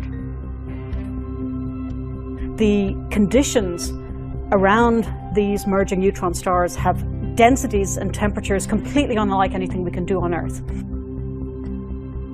The violent explosion was observed to have produced 200 Earth masses worth of gold and 500 Earth masses of platinum, revealing for the first time the origins of heavy metals in our galaxy.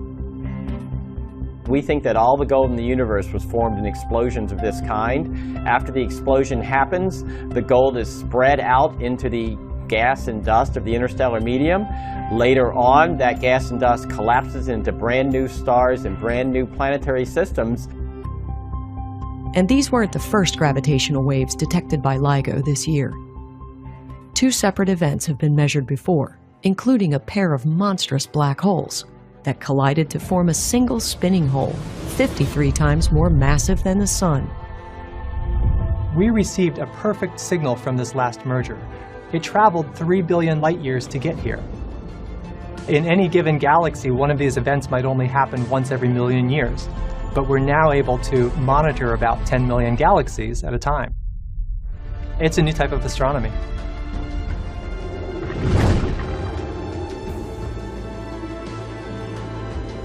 But while we wait for gravitational waves that can open a window on the origins of our universe,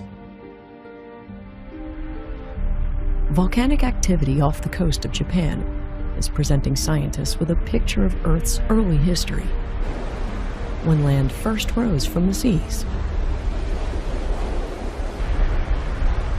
Violent eruptions spew a steady stream of lava and rocks, expanding the newly emerged island of Nishinoshima, 3 square kilometers, in just 5 short months this year.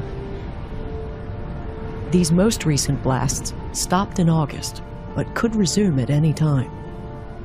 Situated atop the junction of 4 tectonic plates, the Japanese islands offer stunning insights about the formation of a variety of landscapes.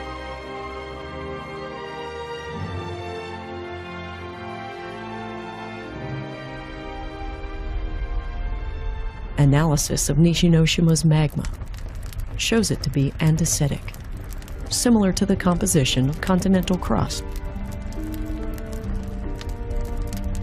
Monitoring the growth of Nishinoshima, geologists hope to learn more about the forces that led to the birth of the world's 8 continents. Yes, not 7, 8. In February 2017, the Geological Society of America published a startling paper. Zealandia, Earth's hidden continent. Geologist Nick Mortimer was the lead author. To discover Zealandia is to change the map of the world, quite literally. Beforehand, most people would say, yes, we've got 7 continents, they could count them off. But now, the world map's changed and we've got an 8th one on there. In the beginning, there was no search for Zealandia. Mortimer and his team discovered the shallow submerged continent while performing geological work aboard a research vessel off of New Zealand's coast. And so what the various geological investigations have led us to is that we do have the components of a continent here. When you pull the plug on the world's oceans, you literally reveal the continent of Zealandia. Mortimer and his team confirmed 4 geological markers, the qualifying criteria for a continent. Height, a varied geology or diversity of rock types, a thick crust, and ultimately size. Is it big enough? Corroborating data include rock samples, ocean drill cores, and satellite microgravity measurements, translated into bathymetric or elevation maps of the sea floor. Situated between the Pacific Plate and the Australian Plate, tectonic forces squeezed Zealandia, raising out of the water what we know today as New Zealand.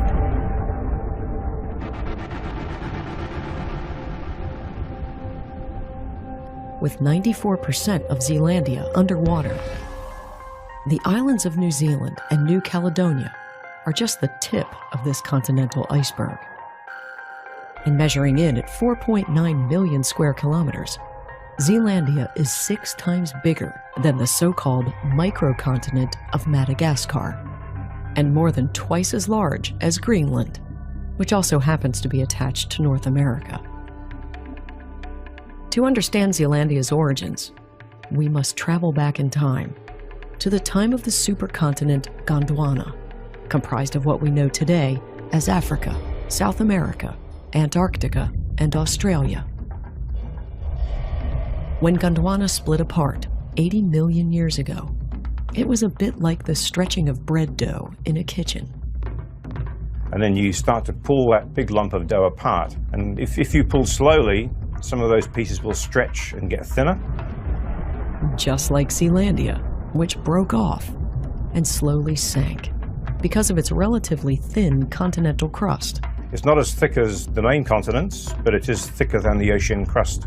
And geophysicists know that when you have thin crust, it floats lower in the mantle, and so it sits lower elevation-wise, and that explains, in very simple terms, why Zealandia is so submerged.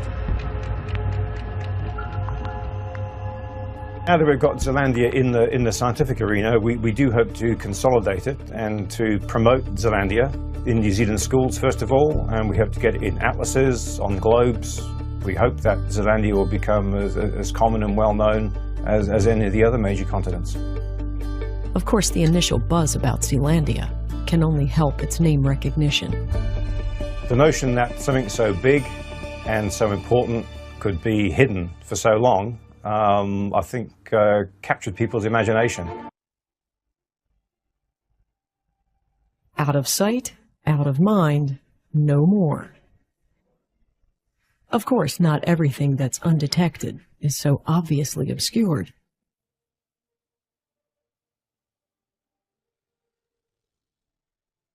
And one remarkable discovery this year offers clues about how some prehistoric creatures could hide in plain sight. In northern Alberta, Canada, the remnants of a 110-million-year-old dinosaur from the late Mesozoic era is providing the world with an unprecedented look at a new species, the Nodosaur. A fossil so pristine and complete that it shows the texture, patterns, and color of a prehistoric giant. The Nodosaur is the best specimen we have, and it's the closest you'll come, until we find a better one, in terms of coming face to face with a dinosaur. The Nodosaur is next to surreal. A petrified beast caught by Medusa's gaze. We knew it was good, but we didn't know how good it was. I think it's the best preserved armored dinosaur in the world. I'm calling this the Rosetta Stone for armored dinosaurs. The anatomy of the new species has already given scientists clues to how these animals evolved, how they radiated and diversified through time. And it doesn't stop there. The skin is preserved. It's not just the impression of the skin. We actually have some of the original biomolecules preserved. One of the cool things that they tell us for this specimen is that the animal had at least a component of reddish-brown pigment to its skin. The coloration aspect is very exciting. So it's cool to know what color it was, but it's actually more exciting when that has some implications for how the animal lived. Researchers believe the nodosaur was darker on the back and lighter on its sides and underside, a method of camouflage called countershading. Now keep in mind, this was a 5.5 meter long, 10.5 animal covered in armor, but it still has camouflage. And to us, that just illustrates how intense the predation was back in the Cretaceous. You had these very large meat-eating dinosaurs, and they would have also been very visual predators. So it actually kind of just shows you how extreme that ecosystem likely was back in the Cretaceous.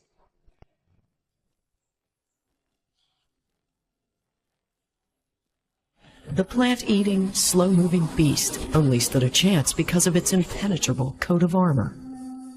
We see 3 rows of osteoderms. Those are what are called cervical rings, and it's armor that would have protected the neck of the animal.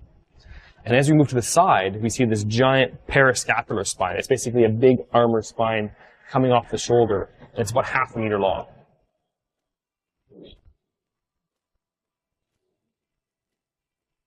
And the spectacular specimen still has many secrets to unveil.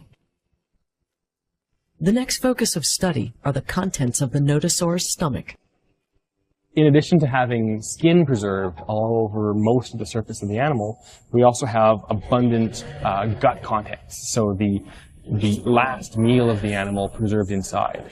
And this is what that stuff looks like. So we're currently doing all sorts of work on this, geochemical work, histological work, and CT scanning, trying to figure out what these spheroid structures are. And there's been many ideas that part of the diversification of dinosaurs is tied to the diversification of flowering plants. And it would be great to see exactly which types of plants this guy was eating, and if that hypothesis makes sense.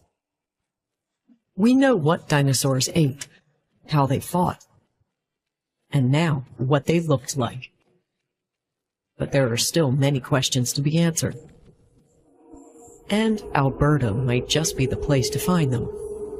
It's estimated that there are thousands of fossils hidden underneath the Earth. But when a 6-mile-wide asteroid struck the Yucatan Peninsula 65 million years ago, dinosaurs had nowhere to hide.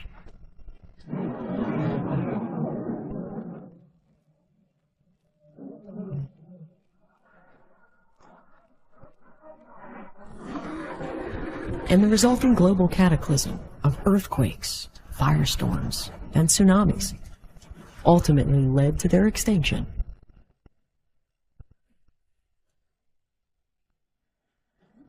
Some animals, however, managed to survive. But how? Since its discovery in 1978, investigations of the asteroid's impact crater include data from seismic images and recently collected core samples from deep within the site at Chicxulub.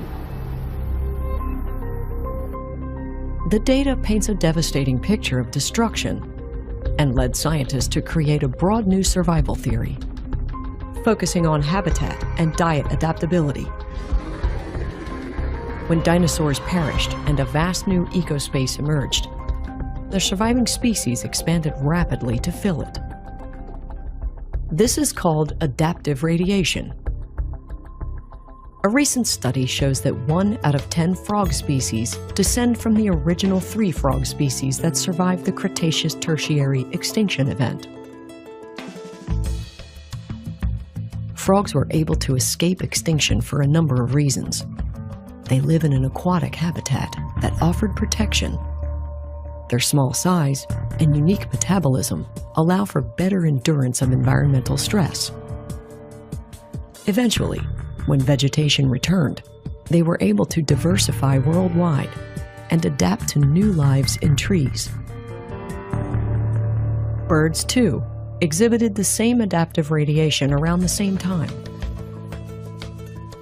A newly found 62-million-year-old mousebird fossil in New Mexico helped paleontologists map the diversification of land birds, which can be traced back to 9 original ancestors, which survived the event. Warm-blooded, birds' feathers insulated them from temperature extremes. Their small size and ability to fly allowed for easier escape from hostile and barren terrain.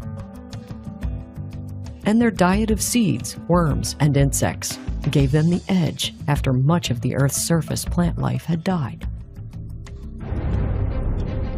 In the end, the ability to adapt to changing conditions proved a key characteristic for the survival of many ancient animals, including our smallest mammal ancestors. Just as it may be for humans today, as we confront the challenges of climate change.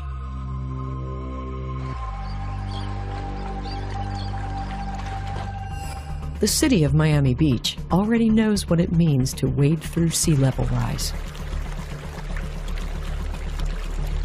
In recent years, residents have experienced elevated high tides at certain times of the year.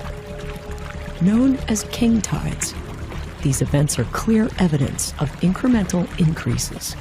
Right now, we are definitely witnessing sea level rise impacts, these high tide flooding events that are growing in severity, more often, deeper, more widespread. That's sort of a pattern that we expect will continue. That means huge financial costs by the year 2100. Another predicts 2.5 million Miamians could become sea level refugees and leave the area. It's not only Miami. All around the world, sea levels are expected to rise. The question is, by how much?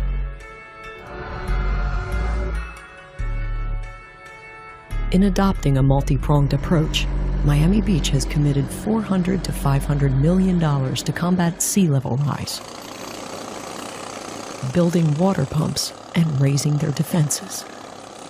With the continued issue of climate change and sea level rise, we're seeing an increase of water level every year. We had to make changes to adapt to this future condition. What you're seeing here, we put a boardwalk initially to give some height, but we found that that wasn't protecting the city. What we've done here is we've increased the levels of our new seawall. The new wall you see in the background here is our new standards. This is good for approximately another 50 years, and we're going to see water levels challenging even that new seawall. Raising its elevation, Miami Beach seeks to stay dry and take control of its future.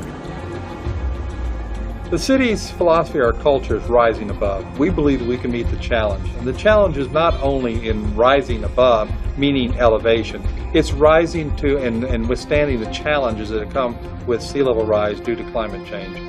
As a city engineer, I have complete faith that we can win. We can mitigate. We can survive.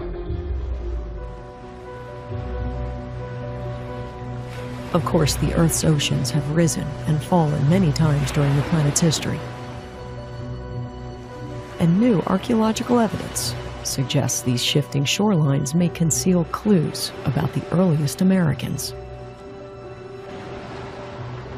Until just recently, archaeologists generally agreed that the earliest people to populate North America were the Clovis people, dating back to some 12 to 13,000 years ago.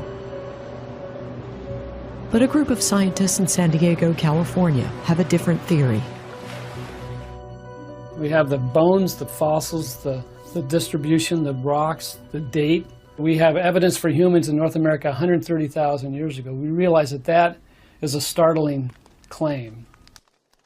But the scientific community is struggling with the idea that humans arrived in North America 130,000 years ago. The study of early humans in the New World has been very political and very controversial for over 125 years. It's an old mystery yet to be solved, deciding who got to North America first and when. Welcome, and thank you for joining us this morning at the San Diego Natural History Museum as we share some exciting news about a discovery made right here in San Diego. Well, back in 1992, Caltrans was doing improvements to State Route 54, which involved adding a couple new travel lanes. And Richard Cerruti, who's a field paleontologist here at the museum, was monitoring the excavations on the very north side of the freeway alignment and saw this little puff of let's say, tusk material being scraped up by an excavator and said, "Stop, let me go look at this." The bones that Richard Cerruti found belonged to an ancient mastodon. That's one tooth, so and it's characteristic of American mastodon. Were these giants sharing North America with early man 130,000 years ago? The answer may lie in the position of the bones and tools found at the site. There are anomalous fragments of rock, anomalous fragments of tooth enamel scattered throughout the site that just don't make sense. Could these stones amongst ancient bone remnants have been an early form of primitive tools? And we felt that it was important to produce a map where we carefully plotted or precisely plotted the position of all the bones and the stones or whatever else is in there, so that we can understand what the general pattern is. It's thought that the tools found with the mastodon bones were used for butchering the animal. So this is one of the cobbles that we hypothesized was used as a hammerstone 130,000 years ago, where there was a carcass of a mastodon. These people were trying to recover raw materials from it. They had a problem. How do we break these bones? They look over into the active river channel, find some cobbles of the appropriate size and weight, bring them back to the site. And if you look closely, there's some striations coming off of that are indications of where this flake has come off. The cuts in this rock led the San Diego team to conclude that these were actually tools used by humans. An idea that Demir says might not be so far-fetched. Dr. Stephen Holen is co-director of the Center for American Paleolithic Research in South Dakota. He was part of the team that evaluated the findings from the San Diego excavation site. So what do we got in here, Steve? Looks like vertebra. It does. I said, I can't get my mind around this. This site has to be really, really old, but yet here's evidence of humans. I said it goes against everything I thought I knew and everything I have ever been taught. Holen evaluated the mastodon bones and the stone tools recovered from the excavation site. We would take the drawers out of the cabinets in here and bring them in on this table and look through them, paleontologists and archaeologists together. Richard Cerruti came in, so there were four of us, my wife Kathleen, Tom, and I, and we would look through and we would look for these very diagnostic pieces. And one of the things that we got all excited about first were these cone flakes that form in a circle around the point of impact from the hammerstone. And based on the experiment that we'd done in Africa, breaking an elephant femur with a big hammer, we saw the same kinds of fracture patterns that we did experimentally. Holen specializes in evaluating broken bones at archaeological sites, looking for human causes, as this video shows from a test he conducted in Africa 2 years prior to working on the San Diego project. Oh my God. As we puzzled over this, we kept coming back to this one explanation that explains all the data, was that humans did this. The detective work by the San Diego Natural History Museum team was capped by the age dating that Richard Cerruti had done to prove the age of the mastodon bones he discovered. This is one of the specimens that he used in his analysis. He cored it and he also sliced it. And after analyzing over 100 microsamples from this specimen and two other specimens of bone from the site, yielded an age of 130,000 plus or minus 9,000. So after the article came out, there has been no critic come out to say that the dating is incorrect. In fact, other specialists in uranium series dating have come out and said the dates look perfectly good. So we're very comfortable with the dates. While humans' arrival in the Americas may have occurred earlier than previously thought, new dating of another paleontological find, found in a South African cave, could soon upend long-held theories about the evolutionary tree of primates and early humans. When we actually got into the chamber and could start removing it, we realized that not only was there one individual lying there on the surface, but the floor was literally comprised of Homo naledi. There are thousands and thousands and thousands of remains down in those chambers, and all you have to do is sweep the surface off, and there they are. So the first time I sort of slid through that hallway into the open area where the chamber is and sort of started looking around, you know, you're only wearing a headlamp, so you just see flashes. But every flash of my headlamp showed bone. So I think right at that point I realized that we had a lot more than the original photographs actually had portrayed. So that was pretty exciting. Homo naledi isn't really similar to any known hominid species in its entirety of its package. You've got little bits and pieces of almost everything we've ever found. Parts of the skull, if you just look at it quickly, look a little bit like Homo erectus. Got a very small brain. Other parts of the skull look very modern, like Homo sapiens. It gets stranger and stranger as you move down the body. You get the ape-like shoulders. You get these more and more human-like arms, which end with a hand that's human proportion. I was actually at the London Natural History Museum, and Homo naledi was on the wall, and then there was estimated age between 1.2 and 1.8 million years. But then, when we actually did the scientific dating of those teeth, this is when things got very interesting, because then we got an age of 200 to 300,000 years old. When we got a date, it was much younger than that, 250,000 years, give or take, we realized that we were dealing with a primitive creature, almost like a time traveler, that had come down from deep times to a point where it is very possible that Homo naledi was in direct contact with the emergence of modern humans. We never thought that was possible in Africa. Until this moment, we thought that there was effectively, during that entire time period of the Middle Pleistocene, late Middle Pleistocene, one form, a big-brained form of Homo sapiens. Now there are two, and that adds incredible complexity to our record. The world of Homo naledi and other early humans was different than it is today. A veritable Garden of Eden, teeming with life, pure and free from pollution. Few places like this still exist, and most of them quite remote. But look just a few feet underwater and you can find one of the most productive and overlooked ecosystems on Earth. Scientists recently learned that seagrass meadows help scrub the surrounding water clean of bacteria from raw sewage and other pathogens. A recent study of polluted waters in Indonesia showed levels of harmful bacteria to be 50% less in spots with robust seagrass beds, leading to healthier fish and coral in the surrounding area. You see, seagrasses oxygenate the water, trap sediment that might otherwise float freely, and host tiny microbes that kill many harmful bacteria. Eliminating toxins improves the health of any system, and the workings of a human body is no different.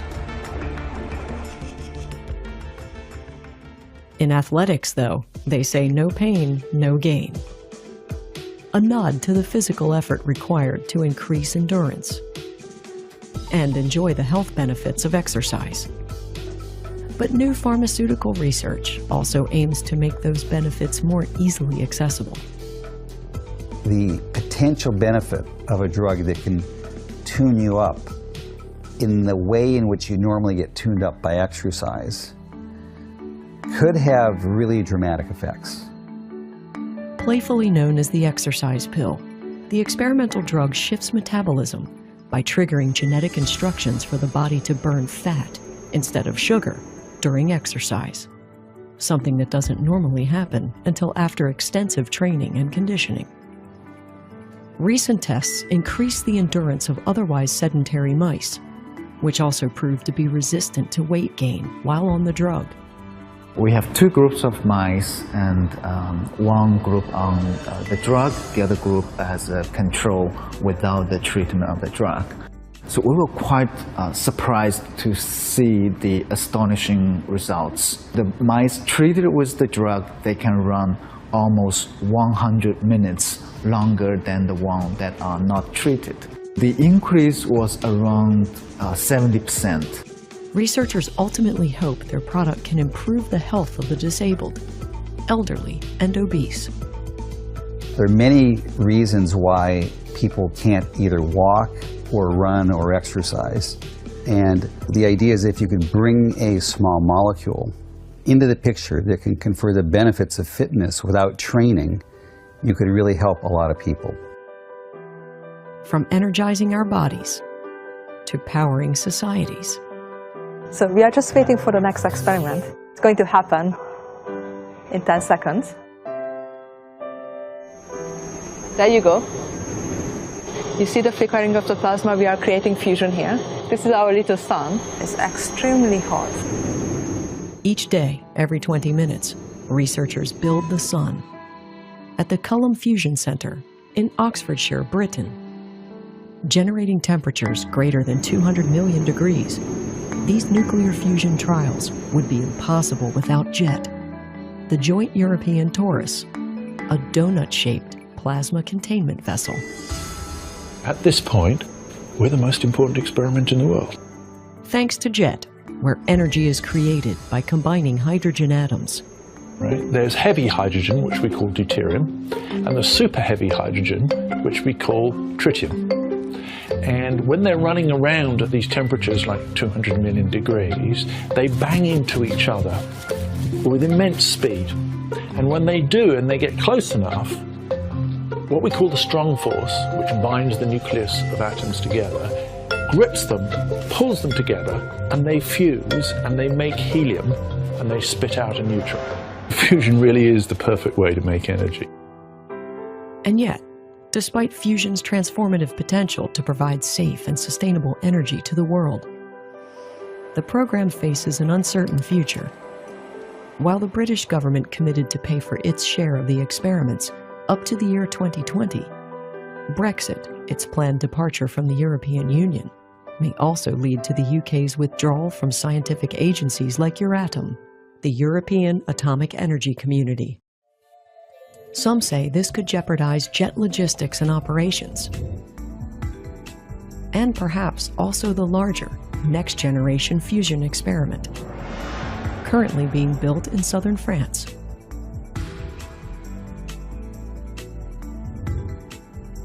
If fusion represents harnessing the physical power of the sun, a moment of darkness reflected its emotional power. An awe-induced euphoria experienced by millions as the first total solar eclipse over North America in 3 decades made its way across the United States.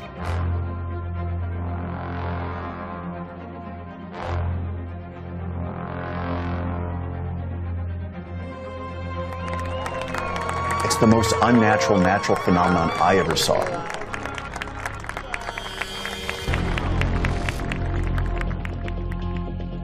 This is a solar eclipse, and just what people witnessed on August 21st along a 70-mile wide path. First along the Oregon coast at 10:15 a.m. Pacific Daylight Time, and last in South Carolina 94 minutes later.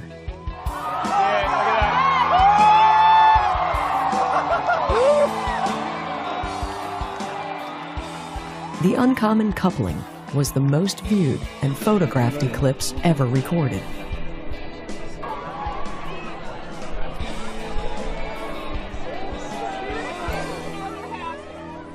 And yet, even as the sun re-emerged from the moon's shadow, Some earthly domains remained, as always, far removed from its rays. Like the cave chambers, 300 meters below Mexico's Nica mine. Enormous, razor-sharp crystals dwarf human explorers. While today the cave is totally submerged, previous expeditions collected bizarre life forms from these crystal giants. They call this place Hell on Earth. Temperatures climb to 135 degrees Fahrenheit, with over 80% humidity. Even with life-saving bodysuits, no visit can safely last longer than a half hour. Yet deep within this extreme environment are life forms which exist nowhere else, known as extremophiles. NASA astrobiologist Penny Boston and her team found 40 strains of mineral-eating organisms. Trapped within the crystals here, they collected sample microbes, some dormant, but alive, estimated to be between 10 and 50,000 years old, including genetically unique and previously undiscovered life forms. Any extremophile system that we're studying actually, allows us to push the envelope of life further. And we add it to this atlas of possibilities that we can apply to different planetary settings. By expanding the definitions of life on Earth and where to find it, Boston's findings could impact the search for life beyond Earth. On places like the protoplanet Ceres, the largest object located within the solar system's asteroid belt, and one of the scientific targets of NASA's Dawn space probe. And in February of 2017, startling and unexpected news began coming in. My colleague found a spectral signature in her data that is consistent with, or the same signature of aliphatic hydrocarbons. So here we're finding maybe the building blocks of biological material. Seen here in red, the organic materials are thought to have originated in the dwarf planet itself. Dawn's study of Ceres also revealed evidence of water and volcanic activity, further raising the scientific profile of Ceres, no longer considered a barren rock. However, Dawn isn't the only NASA spacecraft uncovering new surprises about our solar system.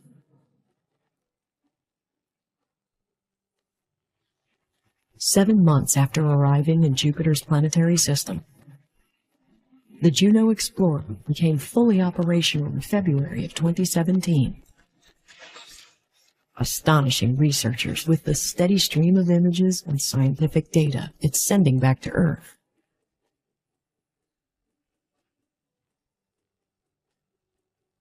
Jupiter is by far the largest planet in our solar system, leaving Juno with a whole lot of ground to cover. And although it is the second brightest planet in our night sky, its formation and composition have left us in the dark.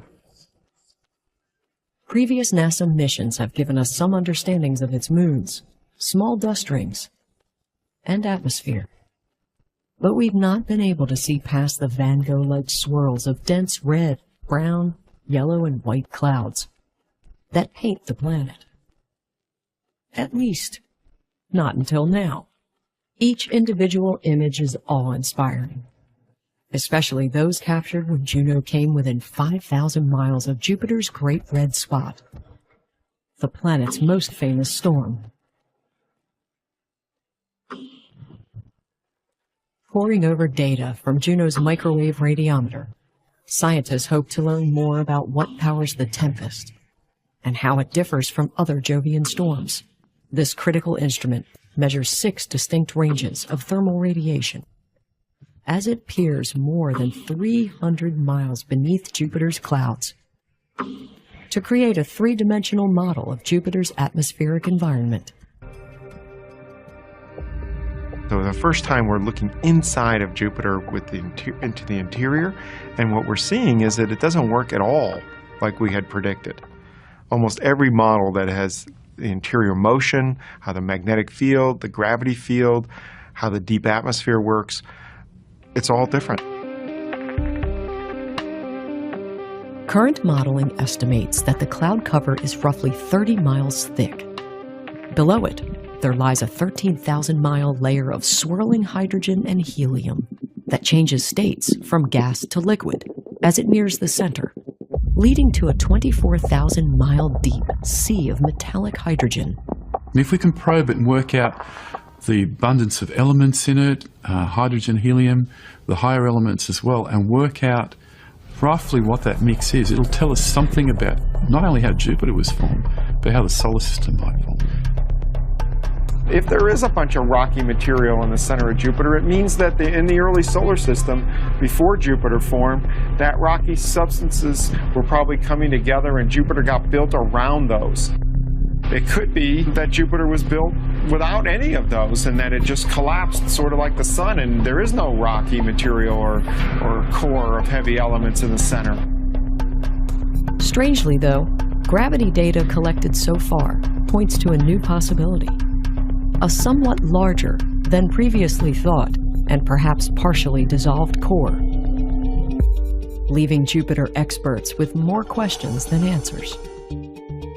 We're putting the pieces of the puzzle together, and it's exciting, but we don't have the whole picture yet.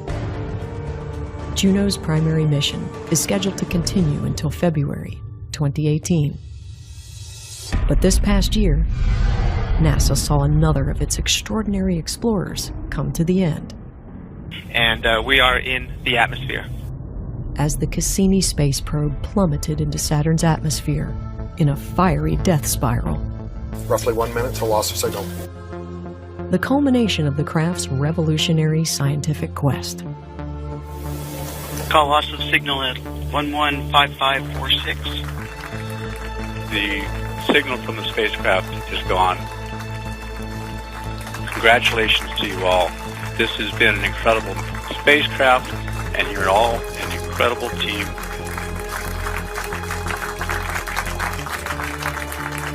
She has rewritten the textbooks about Saturn, the rings, the moons, Titan.